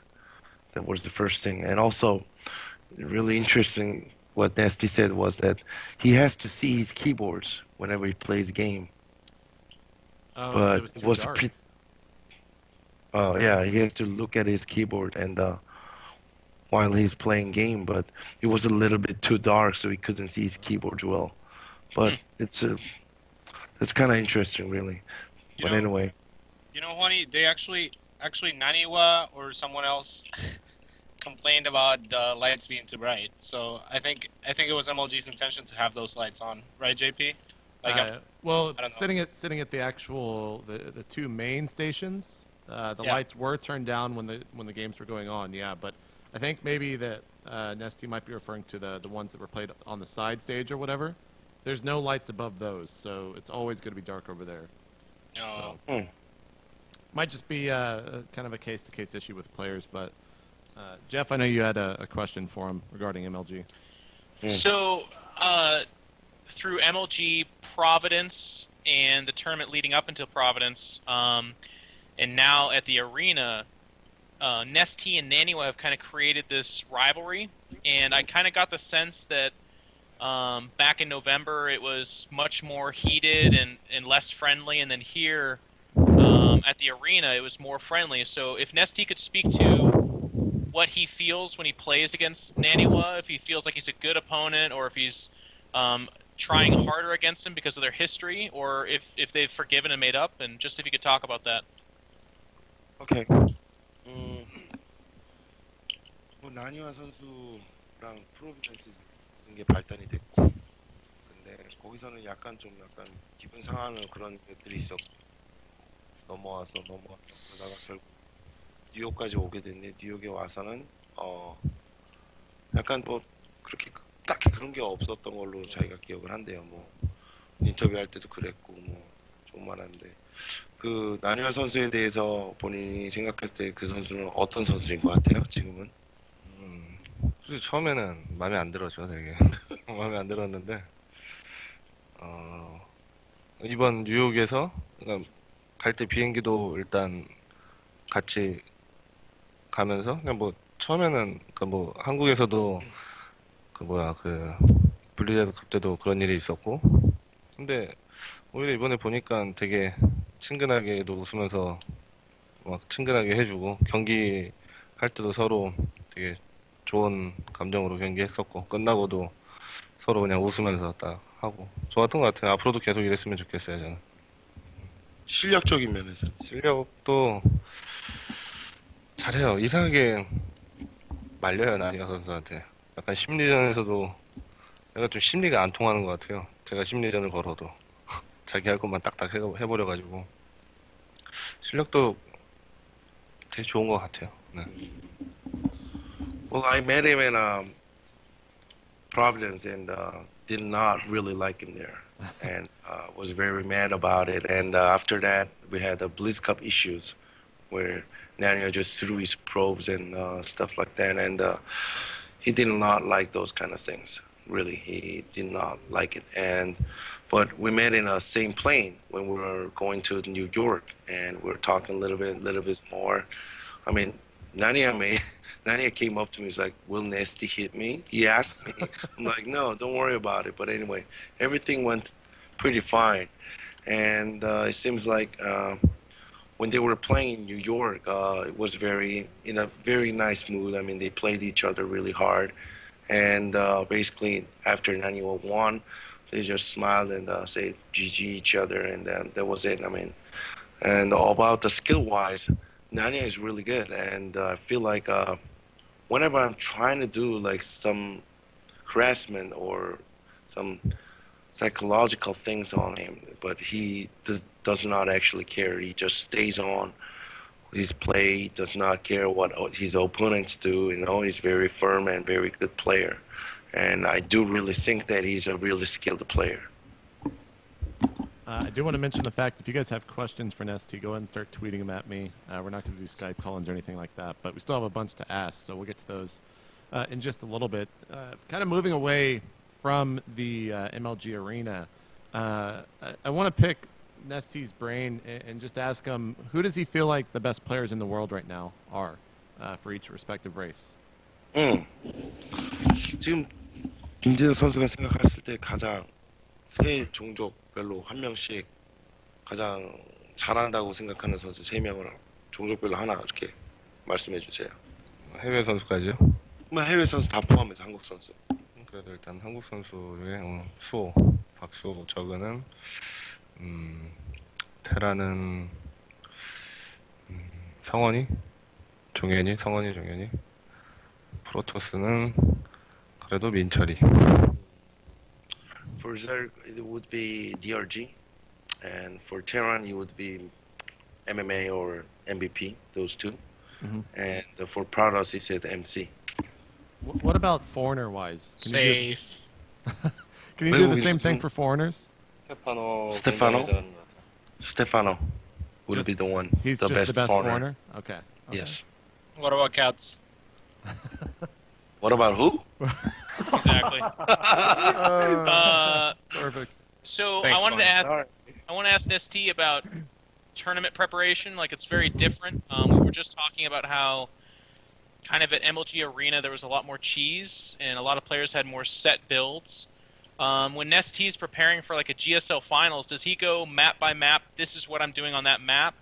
Or is he more player-centric, like, I know he likes to do this, so I'll do this counter? And does he go into it with a set build, or does he go into it more like flexible and with style, as opposed to, this is exactly what I will do for the first 20 minutes of that game? 그럼 GSL 할 때 항상 성적이 좋았잖아요. 그래서 GSL 경기를 준비하는 데 있어 임재혁 선수는 뭐 예를 들어서 이 맵에선 이거를 할 거다, 저 맵에선 저거를 할 거다 이렇게 고정을 두고 하는지 아니면은 상대방에 맞춰서 준비를 하는지 또는 아니면 그때마다 그냥 느낌대로 하는지 어떤 식으로 경기를 준비하길래 이렇게 GSL에 성적이 잘 나오는지 궁금하다고 하네요. 일단 상대를 분석을 해서 그 스타일에 맞춰서 준비를 해야 돼요, 연습을. 거기서 정해서 거의 경기에 나가는 편이긴 한데 가끔 삘 올 때는 바꿔서 그냥 하다가 자주 쳐요. 그래서 안 바꾸고 하는 게 승률이 되게 좋아요. Well, whenever he practices for his next match for GSL, he analyzes the opponent first, and then he prepares a strat or anything, build orders, anything against him, and then he goes out and play. That's how he prepares. But sometimes, when he goes to the GSL studio, he feels like he needs to change the build order, but whenever he changes some stretch or build orders, it messes up the game. So. Okay.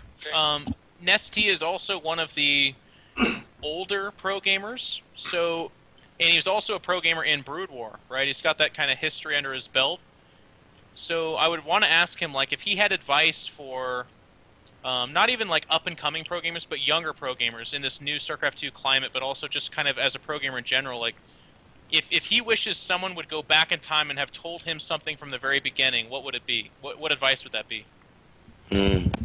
뭐 새로 이제 브루드워 때부터 뭐 선수도 했고 감독 코치도 했고 그러면서 쭉 넘어와서 지금 어떻게 보면 나이가 많은 게이머 중에 하나잖아요. 근데 새로 이제 스타2를 시작하는 뭐 선수라든지 새로 시작하는 입문하는 이제 이쪽 프로 쪽으로 입문하는 사람들에게 가장 먼저 어떻게 조언을 해라. 만약에 조언을 해주고 싶다면 어떤 좋은 조언이 있을까요? 일단 뭐 성공을 하려면 일단 미쳐야 돼요. 정말 열정을 가지고 이거 아니면 안 되겠다는 생각으로 들어와야 그렇게 들어와도 성공하기가 힘든 곳인데 그 이상의 마음을 먹고 정말 죽기 아니면 나무라치기로 할 생각으로 무조건 와야 성공도 할 수 있다고 생각해요. Well, I feel like I would tell him you need to be crazy about the game first. And second would be you need to have a passion more than anyone. with all those like passions and being a crazy man about StarCraft 2, we might become successful. You still don't know. Yeah. So you just need to be crazy about it and just be passionate. Just keep on trying, as hard as possible, That's Tyler and Katz, you guys kind of been quiet. Do you have any questions? Because me and Jeff could probably keep going for a while. I can go on. No, I'm for- offended. Katz is offended. We've offended Katz. No, Cass. Way to go, Lonnie. Actually, NetStea said you're a good player too. I know, Just- I know. I'm just kidding, buddy. Jesus. Wani, you're a bad person. I have a question. Go ahead, Tyler. If he could Huh? give the history. 자살? 한국이랑 자살이라는 Sorry. Yeah, Okay. Caps. You did some ceremony against him. Oh. Yeah, that one. It means actually suicide in Korea. What? It means to commit suicide. No, it No, means no. I'll kill you. That's what I did to him before Yeah, we but played. in Korea, it means like I'm just gonna die myself. Oh, really? Cats, Yeah, you just better that's correct what the they Lonnie on his Korean. Oh, Okay, wow. So myself. I thought I was intimidating NetStea, but apparently apparently I was telling him I'm done. Damn it. Good. That's not good. Good job. Good job. Tyler, your question. If NetStea could tell us like a history of his opinion on foreigner skill, like starting from when StarCraft 2 first came out up to now, like how his opinion has changed. 오케이. 지금 외국인 선수들이 되게 많잖아요. 근데 이제 처음 스타트 나왔을 때 외국인들 실력이랑 지금 현재 외국인들 실력이랑 뭐 변화가 있었다면 어떤 변화인지 설명 좀 해주세요. 처음에는 그렇게 막 잘한다고 생각 안 했었거든요. 맨 처음 제가 뭐 처음 우승했을 때랑 이럴 때 외국인들하고 좀 해봤었는데 근데 좀 별로였었어요. 근데 요새는 뭐 잘하는 선수들이 너무 많아졌어요. 한국 선수들하고 뭐 별 차이가 없는 것 같아요. 지금은 잘하는 선수들은 뭐 스테파노 선수도 그렇고 뭐 토르데인, 뭐 뒷무슬림도 잘하고 나뉴아도 잘하고 헉도 잘하고 그레필드도 잘하고 너무 많아요. 잘하는 선수들이. 그러니까 너무 많이 올라온 것 같아요. 실력이. When I first won the GSL, I never thought foreigners are any good. They weren't very good with the skill-wise and anything. But nowadays, I feel like, they almost caught up all the Koreans, and I don't see any like skill difference between Koreans and foreigners anymore. I see like Thorzans and the Muslim also, like Greg, of course Hydra and Huck and Nanua. There are so many good players just sitting down and playing and practicing, and I feel there's no difference between foreigners and Koreans anymore. Before we go on to the next question, Wani, can you restart your webcam on Skype? Just click the little camera-looking icon, and then click it again so we can get some motion going in you guys instead of just a still image. But moving on, the next question I want to ask is, does he feel like StarCraft 2 right now has reached a skill cap, at least for Wings of Liberty? You mean the end of skill, almost? Yeah, like, have we kind of reached the best that players are going to be in this expansion? 뭐 지금 스타트 지금 자유의 날개로서는 이제 더 이상 뭐 나올 만한 뭐 그런 기술이라든지 그런 거는 더 이상 없네요. 앞으로 아니 더 발전할 가능성이. 게임에 대한.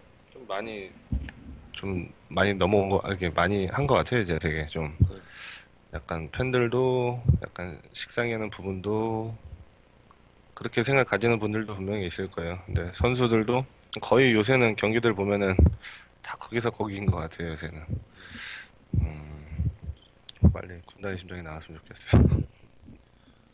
Well, I feel like it's with all some fans and also some players. Whenever we play Wings of Liberty, so basically the games. Whenever I see it, it's pretty much all same builds almost, and same styles and over.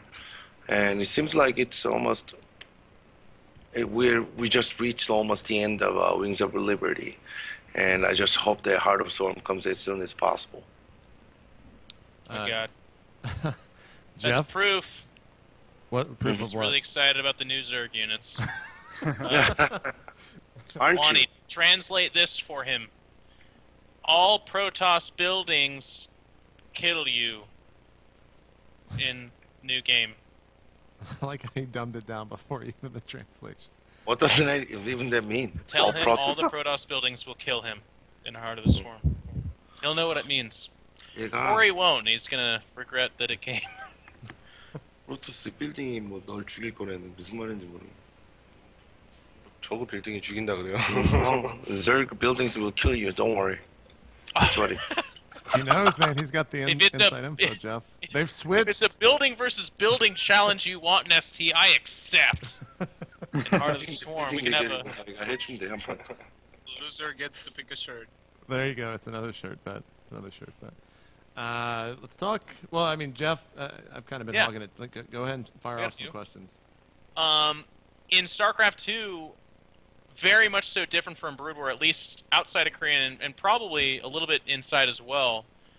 There's a lot more media and people talking. Like, we even start off this interview with people saying ST's in a slump. Like, does he ignore everything everyone says, or does he check the forums? Does he check the media websites, and does it bother him?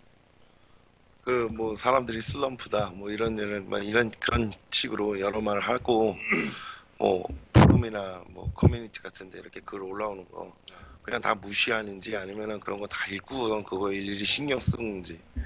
읽기는 읽어요. 다 읽진 않고 그냥 가끔가다 눈에 보이면 읽는데 크게 신경 안 써요 저는. 근데 물론 제가 뭐 우승도 했었고 그런데 그래도 항상 16강 이상은 무조건 갔었거든요. 16강이 왜 슬럼프인 줄 모르겠어요, 저는 솔직하게. 물론 우승은 못했지만은 항상 꾸준하게 올라가고 있는데 뭐 슬럼프라고 하면 뭐 그냥 슬럼프인가 보다. 그냥 뭐 좀 더 잘해야겠다 이런 생각은 하는데 그런 글들을 크게 신경 쓰진 않아요, 저는. Well, I do read the forums, but I never care because I don't really get it whenever people say I'm a slump. But I'm actually never lost. I never failed round 16 in GSL, and I do not understand. You're top 16 player in Korea if you're in the GSL round 16. So I never thought I was in a slump. But if people keep saying that I'm in a slump, then well, maybe I'm in a slump. Then I'll just keep on practicing. Tyler just woke up out of nowhere. Now, this question I think is pretty interesting too. There's been a lot of Koreans leaving Korea to go to foreigner teams, and that's very different from what was going on in Brood War. It used to be, if anything, the exact opposite. It was a huge honor. But I'm told that in Korea it's kind of frowned upon. It looks a little bit like you're selling out. Or does that term translate in Korean? Do you guys talk about selling out? Yeah. Okay. I'll So I want to know, like, how does he feel about players leaving Korea to join foreigner teams? 그 요즘 들어서 이제 한국 선수들이 많은 외국 팀으로 이렇게 빠져나가고 있고 스타 원 때는 오히려 반대였잖아요. 왜냐면은 외국 선수들이 한국 구단에 입단을 하는 것 자체가 엄청난 영광이었고 그리고 걔네들은 꿈의 도전과도 같은 거였는데 지금은 그냥 어떻게 보면은 좀 말이 좀 이상할 수도 있겠지만 그냥 한국 선수들이 그냥 팔려간다는 느낌 그런 느낌이 많이 드는데 그런 거에 대해서는 어떻게 생각하세요? 선수 입장에서는 뭐 그럴 수도 있다고 봐요. 지금 스타터 국내에서는 뭐 팀들이 스푼이 잡혀 있는 팀도 별로 없고 뭐 연봉을 받고 있는 선수도 없고 자기가 어느 정도 성적을 냈는데도 그런 대우를 받지 못하는 게 현실이니까 해외 팀으로 나가서 뭐 해외 팀으로 가면 뭐 경비도 지원해주고 해외 대회도 많은 대회를 나갈 수 있고 물론 돈 때문에 가는 선수들도 있겠지만은 뭐 해외 경험을 좀 대회 경험을 해보려고 나간 선수들이 있기 때문에 뭔가 아쉽지만 선수들의 입장에서는 충분히 이해가 돼요 저는. Well, I feel kind of like sorry for the players, but sometimes if you are in a player position, I mean basically you need to find a place where you can be treated as a good player, right? Basically, although you've won something in Korea, as long as you're in a Korean team, you do not get deserved because most of Korean teams lack sponsors, and they do not have like big, huge sponsors like Brew the World, like big corporations or companies. So basically, you do not get paid, and you cannot actually travel all around the world. There are some players who would like to just go to foreign team because of money, but there are many players who just want to travel around and just feel the heat, outside of Korea and stuff like this. So I do understand why Koreans are going to the foreign teams because I'm a player. I'm also a player. So Yep. it's about it. Jeff, you good for now? Yeah, that seems pretty reasonable. Yeah. Now, a lot of times, like, this might seem like a kind of a silly question. A lot of times in tournaments, we see Terrans, like, either as they're winning or as they're losing, they drop manor mules, or we'll see a lot of dancing, or like an army. Just recently, a guy was winning the game and he like dances Colossus back and forth to celebrate that he was winning or something. Do Koreans take real personal offense to that, or is that just kind of like, are they all having fun, or is there a mind game going on there at all? 한국에서 경기들 많이 보면은 뭐 테란들이 막 지게차 막 떨구는 세레머니 하고 막 마패도 하고 뭐 거신 같은 춤도 추고 막 이러면서 하는 건데 그게 사실 상대 선수에게 기분 나쁘게 하기 위해서 억지로 하는 거예요? 아니면은 뭐 그냥 서로 간에 다 아니까 그냥 즐기면서 그냥 한국은 하는 거예요? 그거죠. 그런 걸 하면은 팬들이 좋아하죠.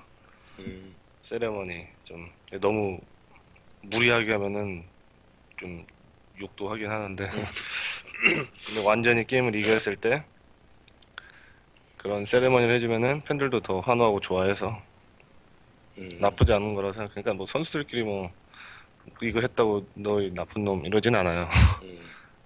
기분은 안 좋을 수는 있겠지만은 그거 담아둬서 뭐예요. 그냥 그것도 어차피 팬들에게 보여지기 위한 하나의 그런 행동이기 때문에 좋은 거라고 생각해요 저는. Well, I think it's all good because most of Korean fans love those. I mean, they go crazy when you just like drop mules and build a command center into other opponent's base, or do Colossus dancing or water dancing, whatever. I mean, most of the Korean fans will go wild if you do that. And of course, players each other know each other, so I mean, they do not really care. I mean, if you care about this, sometimes you might get a little bit upset, but still, what can you do? I mean, it's for the fans and it's for the community and stuff like that. And I'm pretty sure that everybody won't be like really upset about those kind of things. Yeah. Outside of Korea, we have Idra, Naniwa, and some others who are a little bit more famous for their candid opinions and how they conduct themselves publicly. Does Korea have any players that are kind of known for being bad manner and angry, and they rage at other Koreans, and they're at that top level as well? 뭐 이들아 그리고 나니와 같이 뭐 이렇게 배드매너로 유명하죠. 실력도 괜찮으면서도 배드매너로 이렇게 좀 유명해진 애들이 있는데 한국에도 그런 선수가 있나요? 기억이 안 나는데 한국에서 딱히 매너가 안 좋아서 생각이 안 나요 지금. 한국에선 딱히 그런 이미지가 없긴 없는데 그냥 세레머니 좀 많이 하는 선수가 있긴 한데 그냥 정우서 선수. 정우서 에이스. 에이스. 그냥 너무 세레머니를 격하게 해서. 근데 작년에 세레머니 상도 받았잖아요. 저희는 보기는 뭐 나쁘지 않아요. 괜찮아요. 재밌고 그런데. 약간 딱히 뭐 없어서 그렇게 아이들 하나 나녀 정도의 그런 선수는 없는 것 같아요. I don't think there's any Korean onto Idra or Nanyua's level of bad manner in Korea. I guess it's too high. But anyway, there's a player who does a lot of ceremonies, really harsh ceremonies, tough ceremonies, big ceremonies, and he's a StarTale ace. He does a lot of ceremonies, That's just about it. I mean, most of the Korean players are very modest and very calm about the game. Gotcha. A lot of people on Twitter are asking me, and I'm pretty sure MLG's asked or answered this before, but they wanted to know if MLG is aware kind of what Artosis and Tasteless have said about him, and like put him on the same level as a god or someone who controls the universe and things like that. So what are his thoughts on that? 또 저번에 했던 질문. 댄이랑 닉이 항상 뭐 무적의 인간으로 자꾸 이렇게 상용해서 얘기하는 것 그런 거에 대해서는 뭐 딱히 사람들 계속 물어봐서 네. 어떻게 생각하세요? 요새 뭐 우승권에 못 가니까 좀 그래요. 우승권에 좀 가고 그러면은 뭐 그렇게 불러도 괜찮은데 요새 좀 물렁물렁해져갖고 아니 뭐 그렇게 하는 건 저는 상관없어요. 걔네들의 해설이고 그러니까 신경 별로 안 쓰고 뭐 그게 좋게 해주면 전 저야 좋죠 뭐. 근데 너무 과하게 하면 요새 지고 있으니까 그게 좀 걸리네요. Before when I was winning something, I feel I feel great whenever they speak about those kind of things. Was happy about it, but these days I'm not doing actually well enough, so I kind of feel bad. I think it's like Toasted and Tasteless expectation where I have to do this much at least, but I'm not doing as well as before, so I feel kind of bad for them. But I don't mind about them saying it. I really enjoy them. Gotcha. What was the most important or memorable or his best memory in StarCraft 2 so far, and why? 스타 2에서 있어서의 가장 본인의 기억에 남았던 장면, 순간. 순간. 뭐 저는 그냥 그때가 물론 처음 우승했을 때가 제일 감격스럽고 그랬는데 좀 기억에 남는 건 이제 메이 때였나? 김승철 선수와 4강전의 마지막 경기에서 뭐 이상하게 역전을 제가 해버려가지고 그때 막 너무 흥분한 상태였어요 그때. 아직도 생생해요 그 기억이.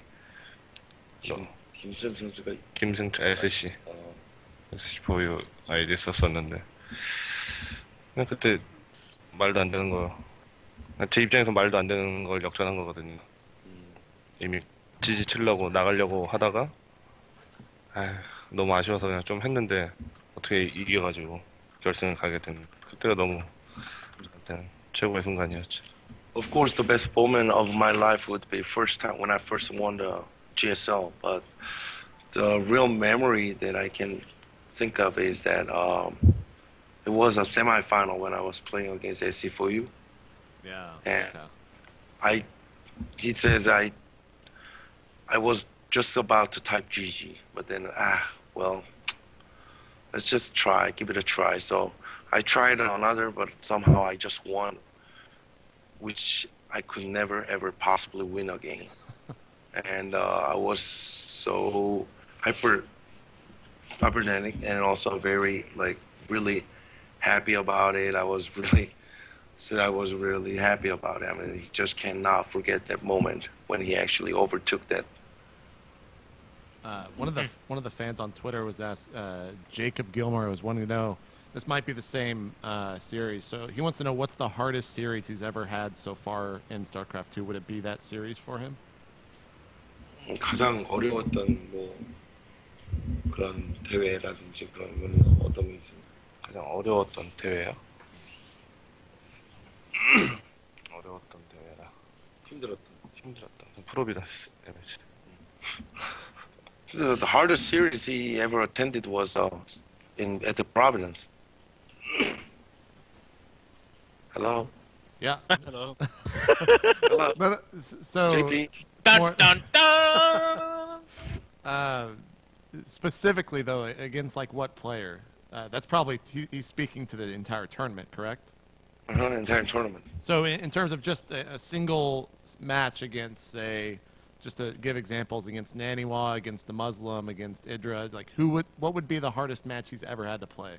I think is what Jacob is trying to ask.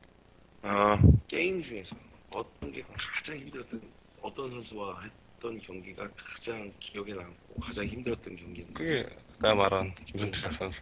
그거밖에 기억이 안 Yeah, SC4U. That was the hardest Yeah. match and also Okay. very memorable does- match that I can remember.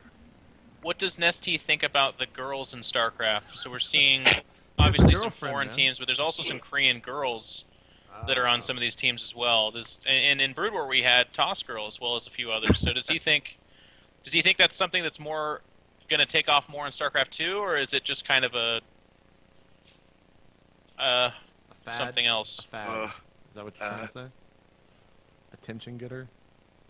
You take it, JP. You take that. I'll be the one that says it. Yeah. Is it more of an intention getter, or like are they there for the camera, so to speak? I'm just gonna literally translate whatever you guys say. So. All right, I'll get in trouble for it. I don't give a shit. 뭐 여자 프로 게이머들이 이제 종종 있어요.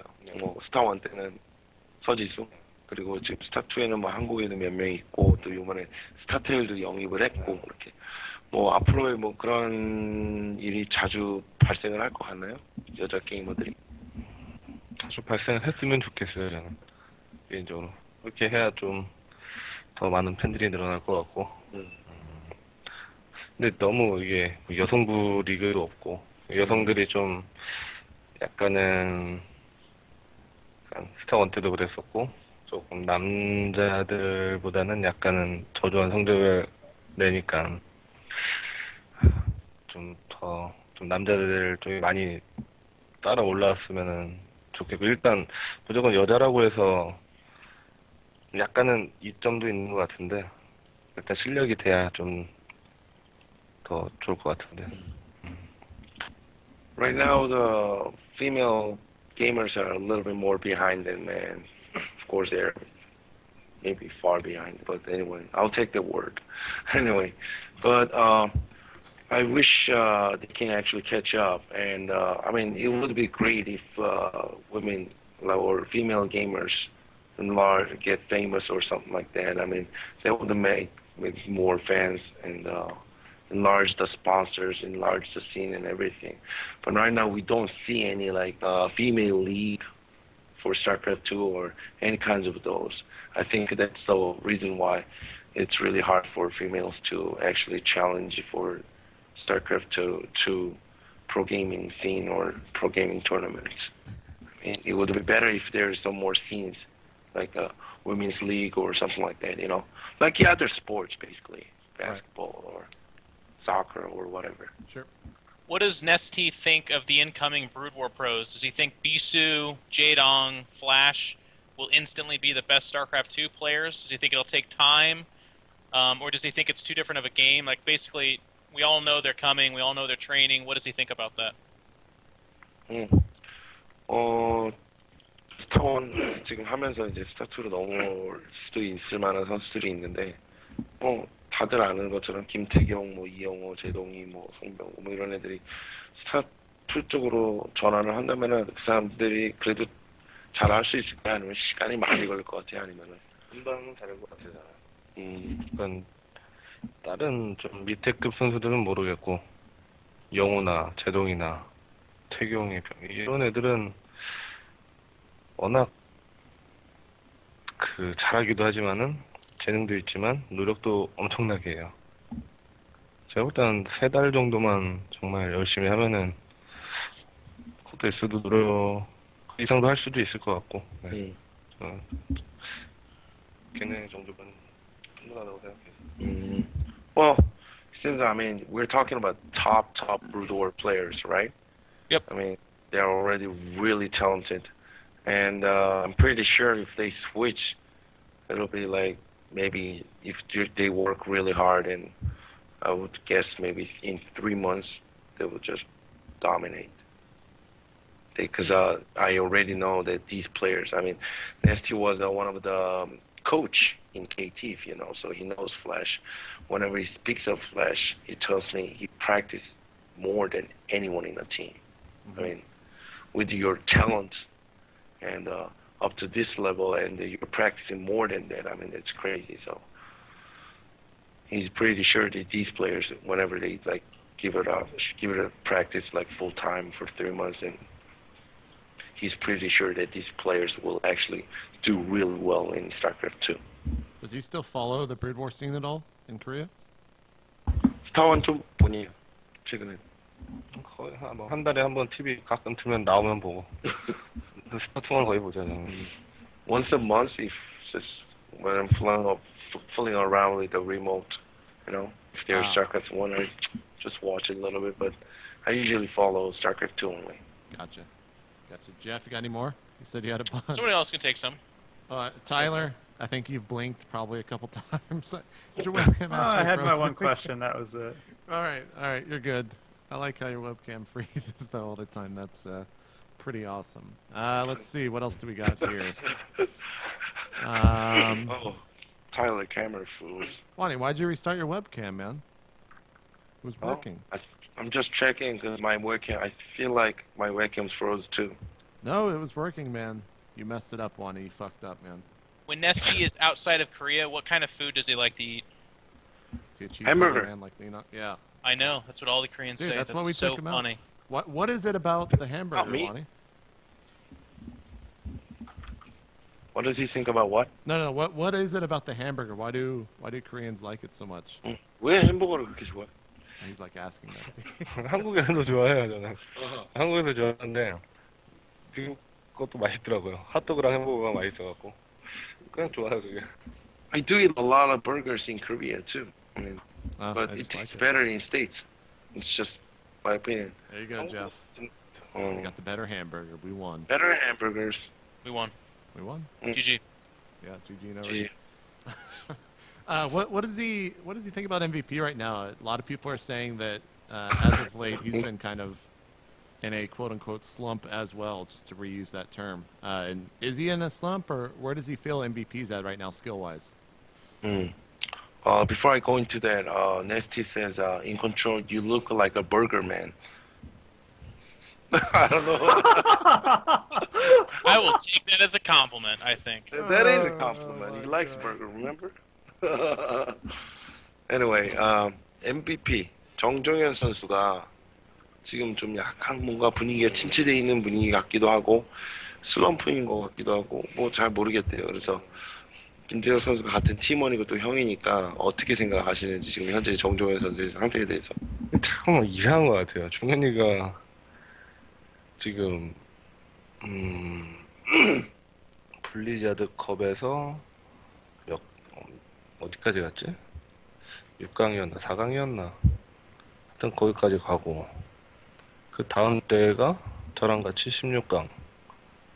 뭐 슬럼프라고 할 게 뭐가 있어요? 진짜 이해가 안 돼요, 솔직히. 지금 대회를 몇 개나 했다고. 그래도 웬만큼 다 올라가 있는 상태에서 떨어졌고 우승만 못했을 뿐이지. 참 모르겠어요. 그러니까 이번에 넷한테 진 게 좀 컸나 싶기도 하고.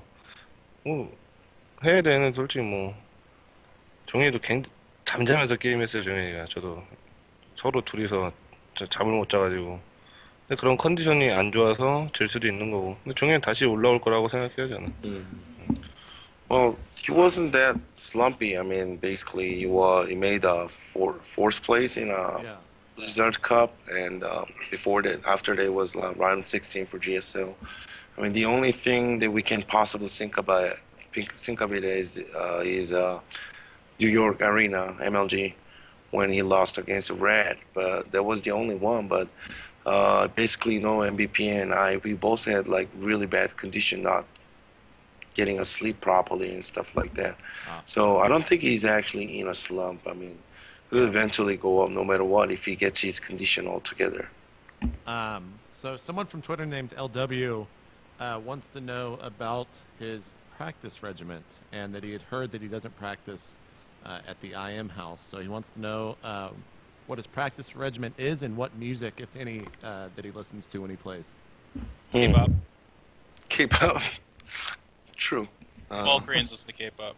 어떤 연습할 때 숙소에서 연습 안 한다는 얘기를 들었대요. 팬이 질문한 건데 어디서 연습을 하고 그리고 음악을 막 이렇게 들으면서 게임을 하는지 그리고 음악을 안 듣는다면 뭐 어쩔 수 없지만 음악을 듣는다면은 어떤 음악의 종류를 들으면서 게임을 하는지 궁금하다고 합니다. 무조건 컴퓨터를 켤 때 노래부터 들어요. 스타부터 안 켜고 무조건 노래가 1순위고. 무슨 노래? 발라드. 한국 발라드. 뭐 아이돌 노래는 안 들어요. 신나는 노래는 안 듣고. 그러니까 뭐 하여튼 발라드 있잖아요. 뭐 민종영 막 이런 옛날 거. 요새도 발라드가 나오는 거 웬만한 거 다 듣고. 집에서도 하고 PC방에서도 해요. 집에서 하면은 집중이 너무 잘 돼요. 집중이 잘 돼서 좋은데 경기장 가면은 집중을 못 해요. 산만해서. 그래서 제가 원래 예전에는 아예 PC방에서만 했었거든요, 게임을. PC방에서는 되게 정신사납잖아요, 사람들이. 애들도 많이 떠들고. 그게 너무 적응이 돼서 경기장 가면은 산만한 게 없어요. 집중이 너무 잘 돼요. 그래서 이제 다시 PC방으로 가야겠어요, 저는. PC방 스타일인 것 같아요. Well, basically, In Control was right. Well, he listens to K-pop, of course, Yeah. but like old ones, like really sad songs, like really depressing songs. That's good. So as soon as he turns on the computer, he will turn on the music first, Ah. better than StarCraft 2. Then after that, then he just listens to music and then he just plays the game. First thing he practices in his home and also at the PC cafes, right? Uh-huh. Whenever he plays practices at home, he get full concentration. I mean, he gets concentrated really a lot. I mean, basically, you get full concentrations, and whenever after he practice at home, he goes to the GSL studio. Everything looks so like dizzy and very unsettled, I would say. So he cannot concentrate after practicing at home. I mean, you're so much into the home system. So if you go to like GSL studio, everything looks so dizzy, cannot concentrate. It's like he doesn't know why, but he just cannot adapt the GSL mood there. So he's been practicing in PC Cafe. I mean, if you go to PC Cafe, I don't know if you guys ever been to Korean ones.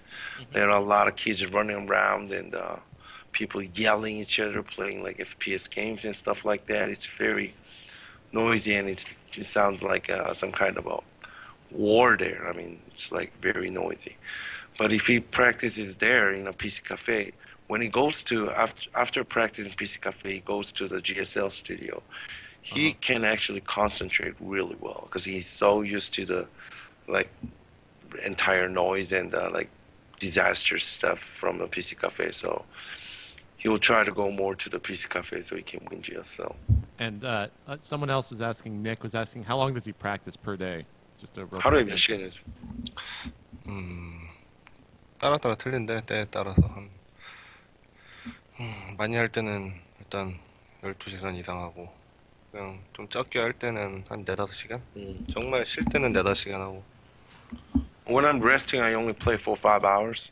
And if I'm playing like full practice, it's more than 12 hours. All right. Where was this question? I want to credit it to him. Cody Mueller wants to know who can drink more, MLG, JP, Artosis, or Tasteless? Easy. 닉, 댄. Tasteless gets a lot of practice, doesn't he? 닉이랑 댄이랑 그리고 우리 저번에 술 마셨던 JP랑 너 중에서 술 누가 더 잘 마실 것 같니? 술 잘 마시는 사람. 닉 때는 하도 많이 들어가고 술 잘 먹는 걸로 걔네가 제일 잘 먹지 않을까요? Maybe Nick and Dan because I heard they drink a lot. Okay. All right. 못 마시는데 걔네. 아 그래요?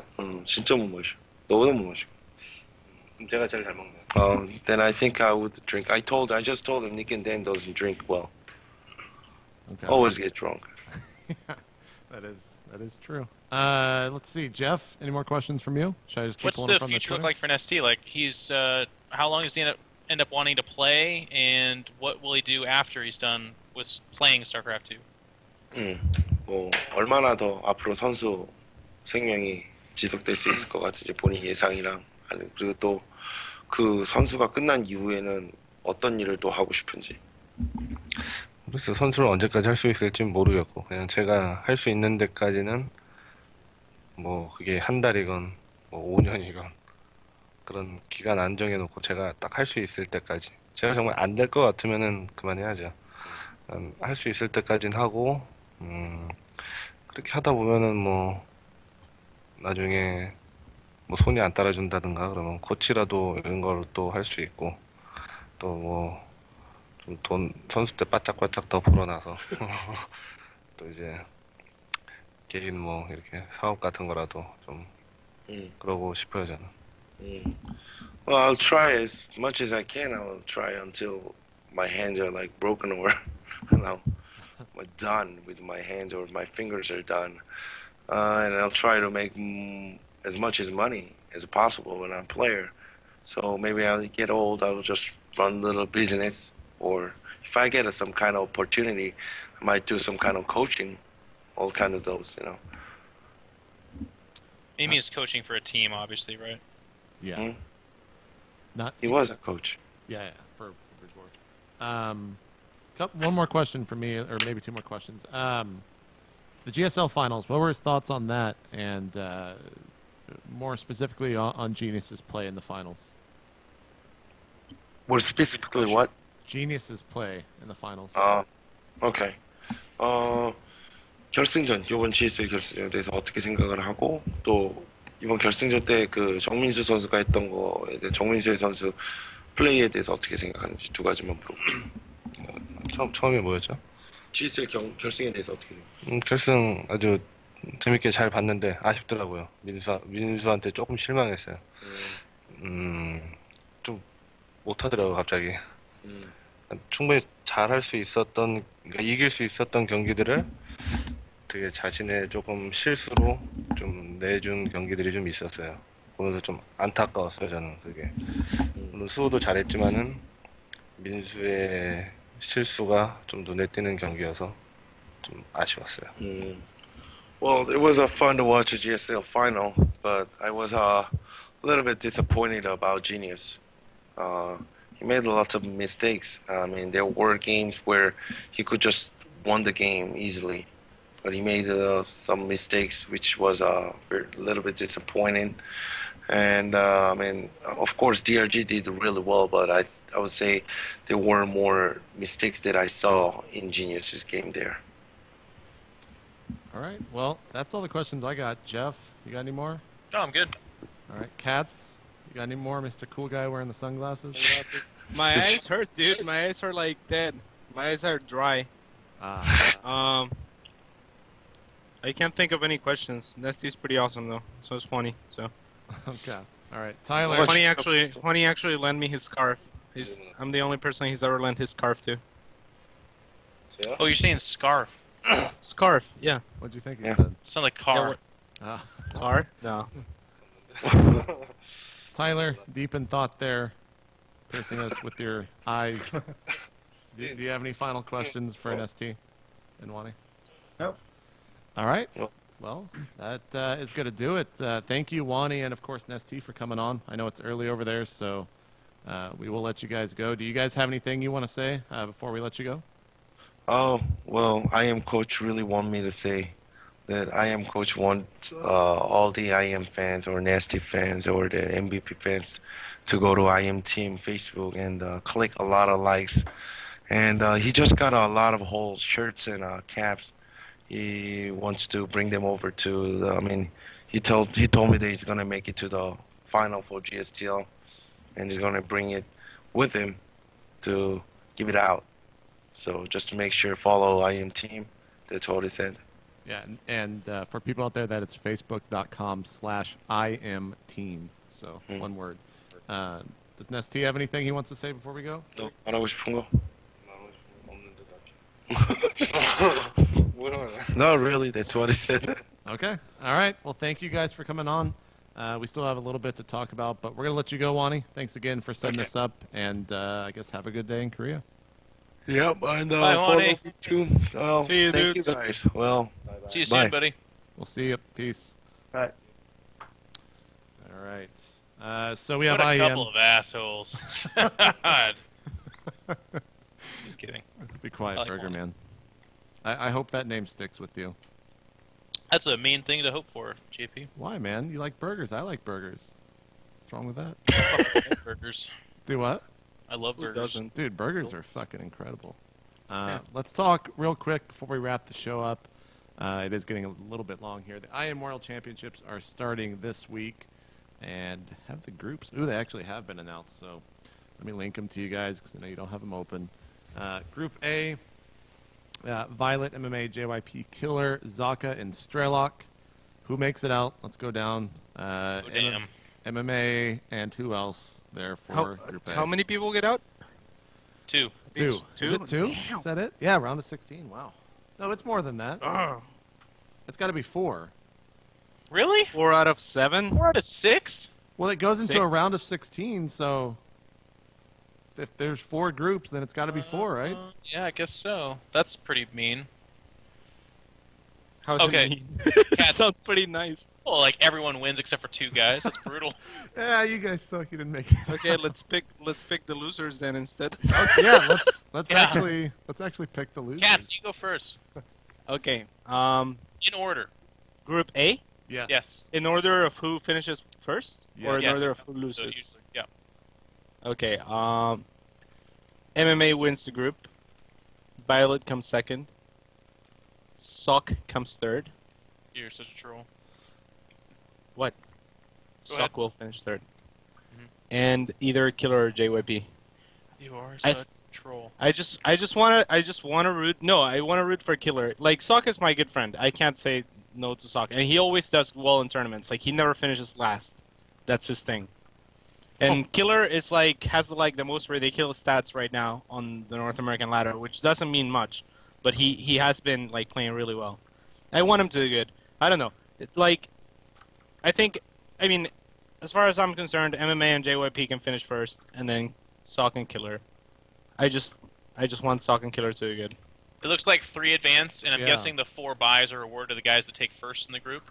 Yeah, I guess so. Oh. Interesting. So, So- Cats answered incorrectly. I'll go ahead and give the appropriate response, and I'll explain why. Because I'm that good. MMA is going to win the group, because he's Definitely. one of the best players on the freaking planet. Yep. JOP will take second, because he actually doesn't lose to Zerg. He just flat out doesn't. I have a replay pack of him practicing with IMNesTea. And he, literally, 7-0'd him. It's actually gross. And in third place will be Violet, even though Sock is a friend of mine, great guy. Straylock is a friend of mine, good guy. And I know that you had to pick Killer because he's from Chile, but Hey, unfortunately, wait. unfortunately MMA Chile is and gonna- Peru on paper hate each other, so that's not a valid reason. Yeah, okay. JOP does not lose to Zerg, and he has a very tough time against Terrans. The only Terrans in that group are MMA, who he should get stomped by, and then Straylock, who I feel like JOP, I guess he could lose, but he'll beat everybody else, but he probably will beat Straylock as well. Killer doesn't really impress me that much. I think this group's just kind of Have you seen him later though? Lately? just not like my prediction there. Have I seen him lately? Yeah, What has he so- done lately? Well, I don't know. He just IEM didn't he finish third? Who is this Killer? Not this IEM, but the one before. I'm pretty sure he beat And he Sao beat Paulo? Killer. Is I what think you're Killer beat Killer. No, the one before. I guess that's too far away. Guangzhou? But no. Okay, okay, fine. It is illegal to smoke weed in Florida, Cats. Just so you know. Dude, I do not smoke weed. Then what excuse What? do you have? Violet's What? been on fire lately. He's just a much better player, and if it weren't for the fact that JOP is like a PvZ killer, I'd pick Violet to take second in that group. But JOP is really freaking good in that matchup. So those are my picks. All right. Tyler, your cold hard lock picks. What do they call it on Mike and Mike? You guys don't watch sports. Why am I asking Do this? that. Tyler, what the fuck are your picks, man? Just- Here's the thing, man. I'm such good friends with all these guys. I don't know if I could, Look, he even in says good that with a straight conscience, face. actually pick one over another. Look at his face, so- guys. He's not fucking around here. That was a serious moment. I gotta go ahead and say I hope that they all advance, and I think we're gonna have a good tournament. Yeah, okay, so there's nobody from Texas for you to pick, but you gotta pick the rest. No, I'm sticking to my guns, man. That's the honest truth. What the shit? Are you serious? Are you serious right now? Yeah. I know for a fact you're not great friends with MMA. I know for a You damn don't know, fact. man. You don't know, man. I ran into him at a bar and Yeah. yeah. This guy This guy over here. blinks one time during the IMNesTea interview, and then he gets asked to pick a group, and he can't name anybody. You know, the usual guys. My God. Usual guys. Jeff, Group B. Okay. So you're gonna Let's just pick move on. Tyler's fucking around. B? Pick his picks. Group B. This group is very Protoss, obviously 4 out of 6. MC makes it. I have a soft spot for Nurchio.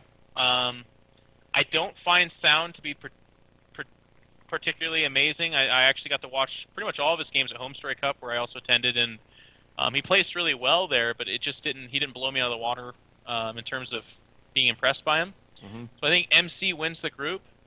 I think it's a toss-up between White Raw and Nurchio, but I think White Raw takes second. And then it comes down to Nurchio/White Raw versus Hasuobs, in my opinion. The problem in here is that Elfie's really good at the PvP matchup in particular. He's kind of dangerous there.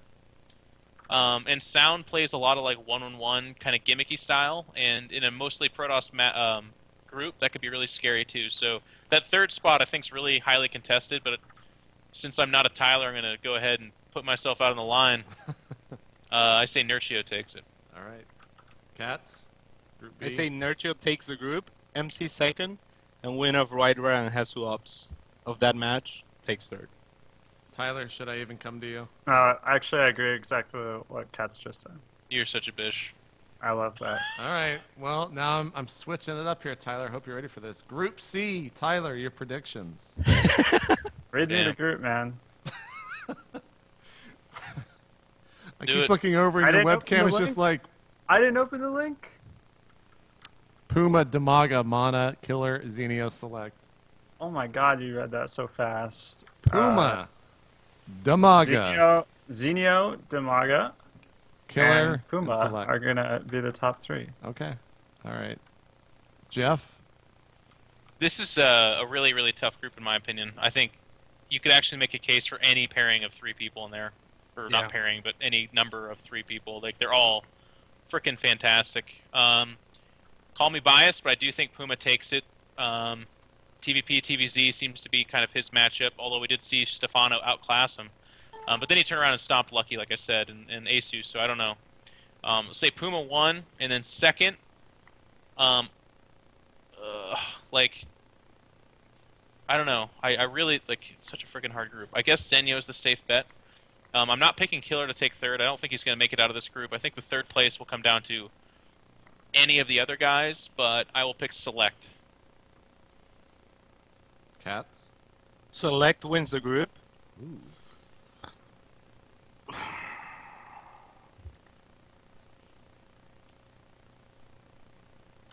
Demaga? No, Puma and Demaga. All right. And now for Group D. Jeff, we'll start with you, Or this time. Killer. Demaga or Killer. The winner of Demaga and Killer. Gotcha.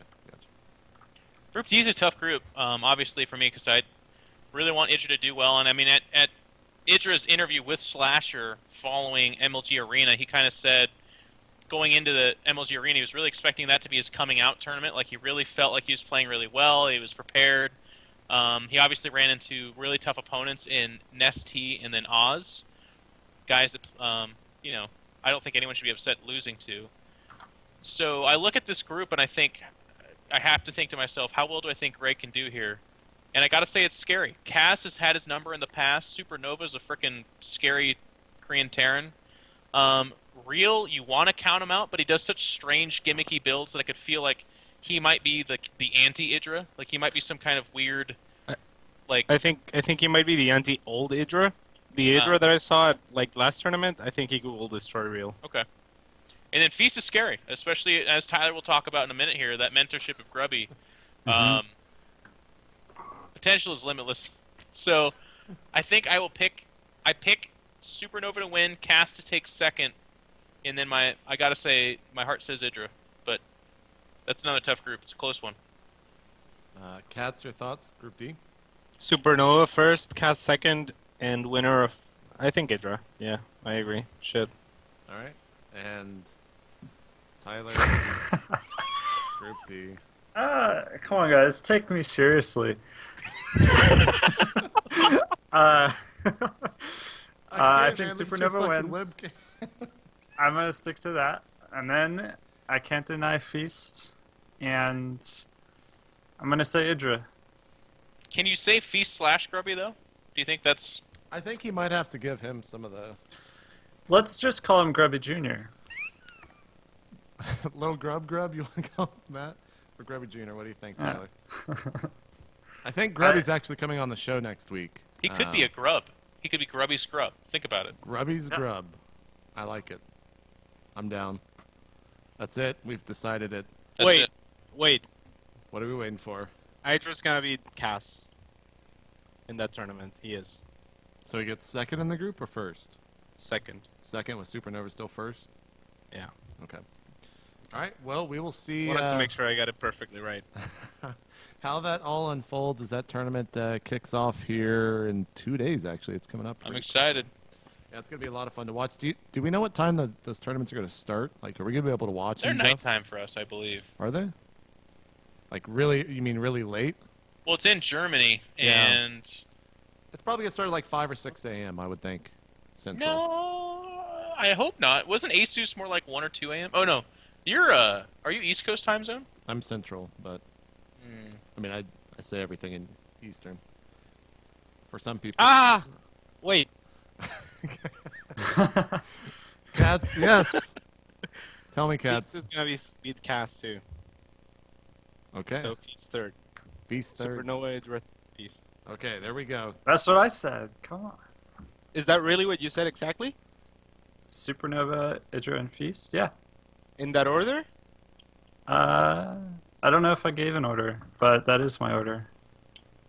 Okay, So- well, I agree with you now. Yeah. But okay. Alright.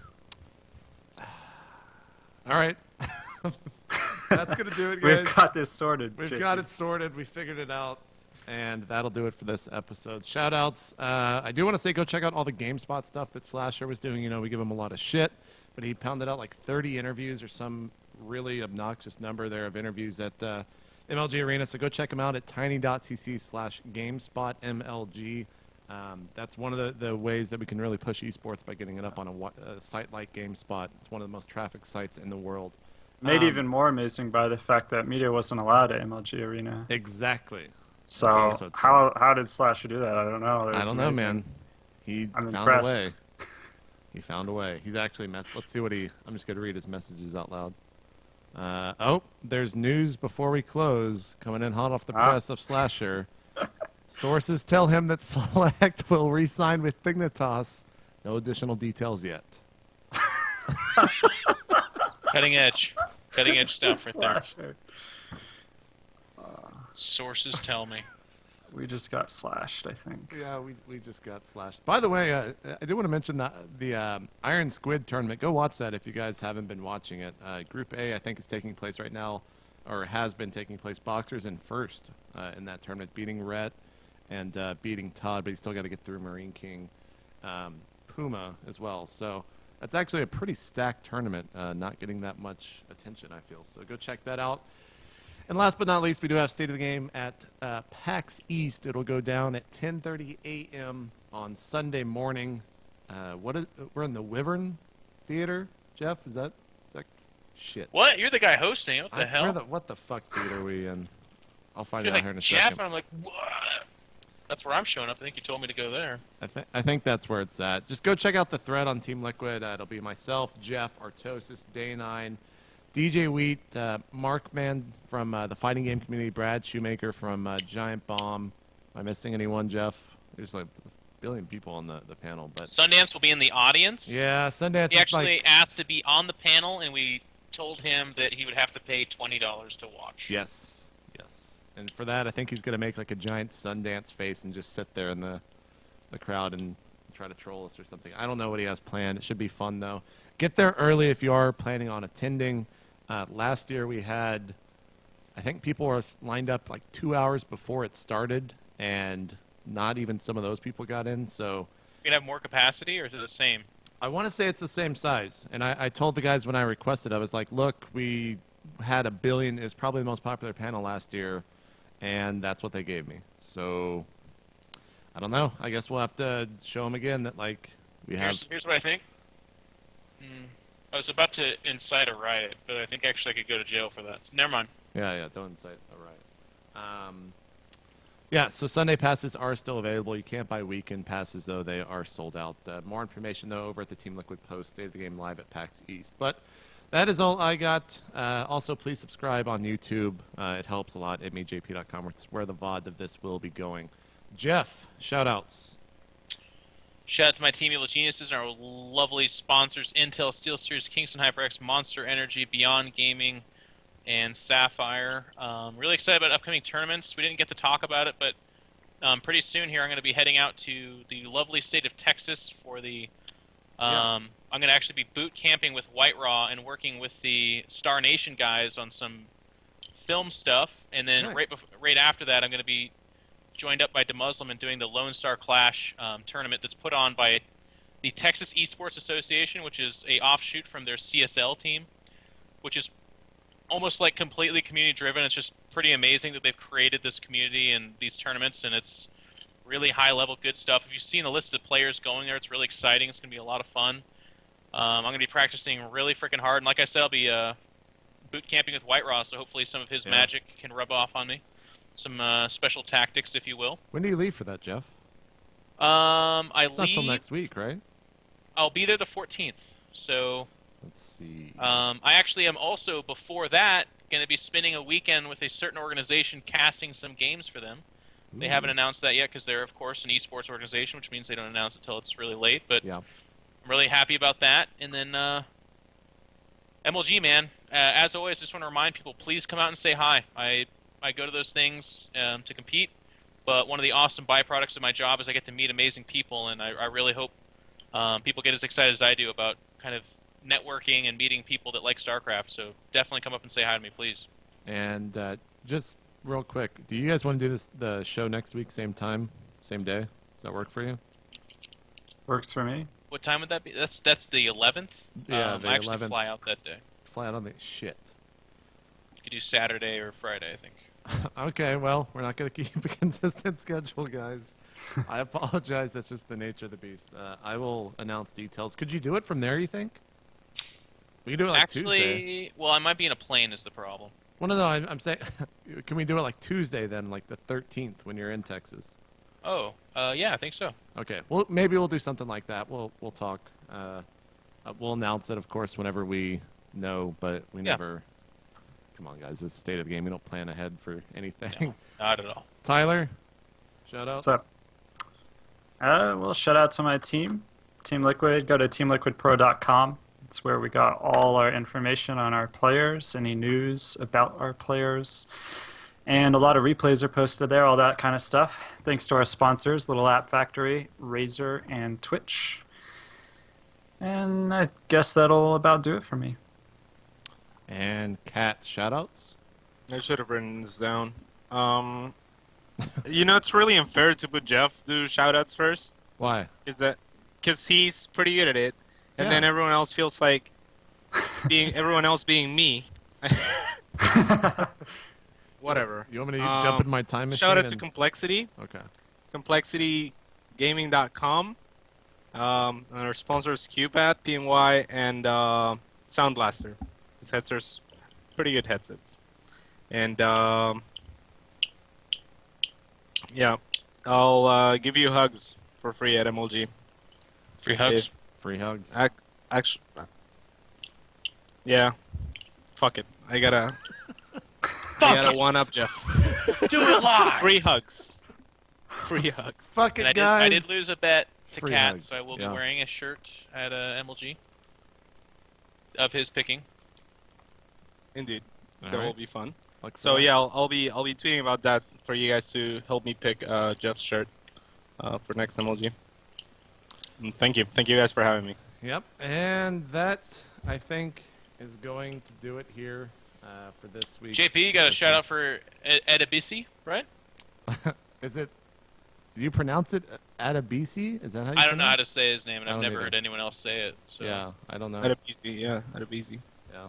Well, calling out JP for not doing his homework. Yeah. Edabisi. I'm sorry, man. This is State of the Game calling you out. Don't be a twat. See you next time. We're out. No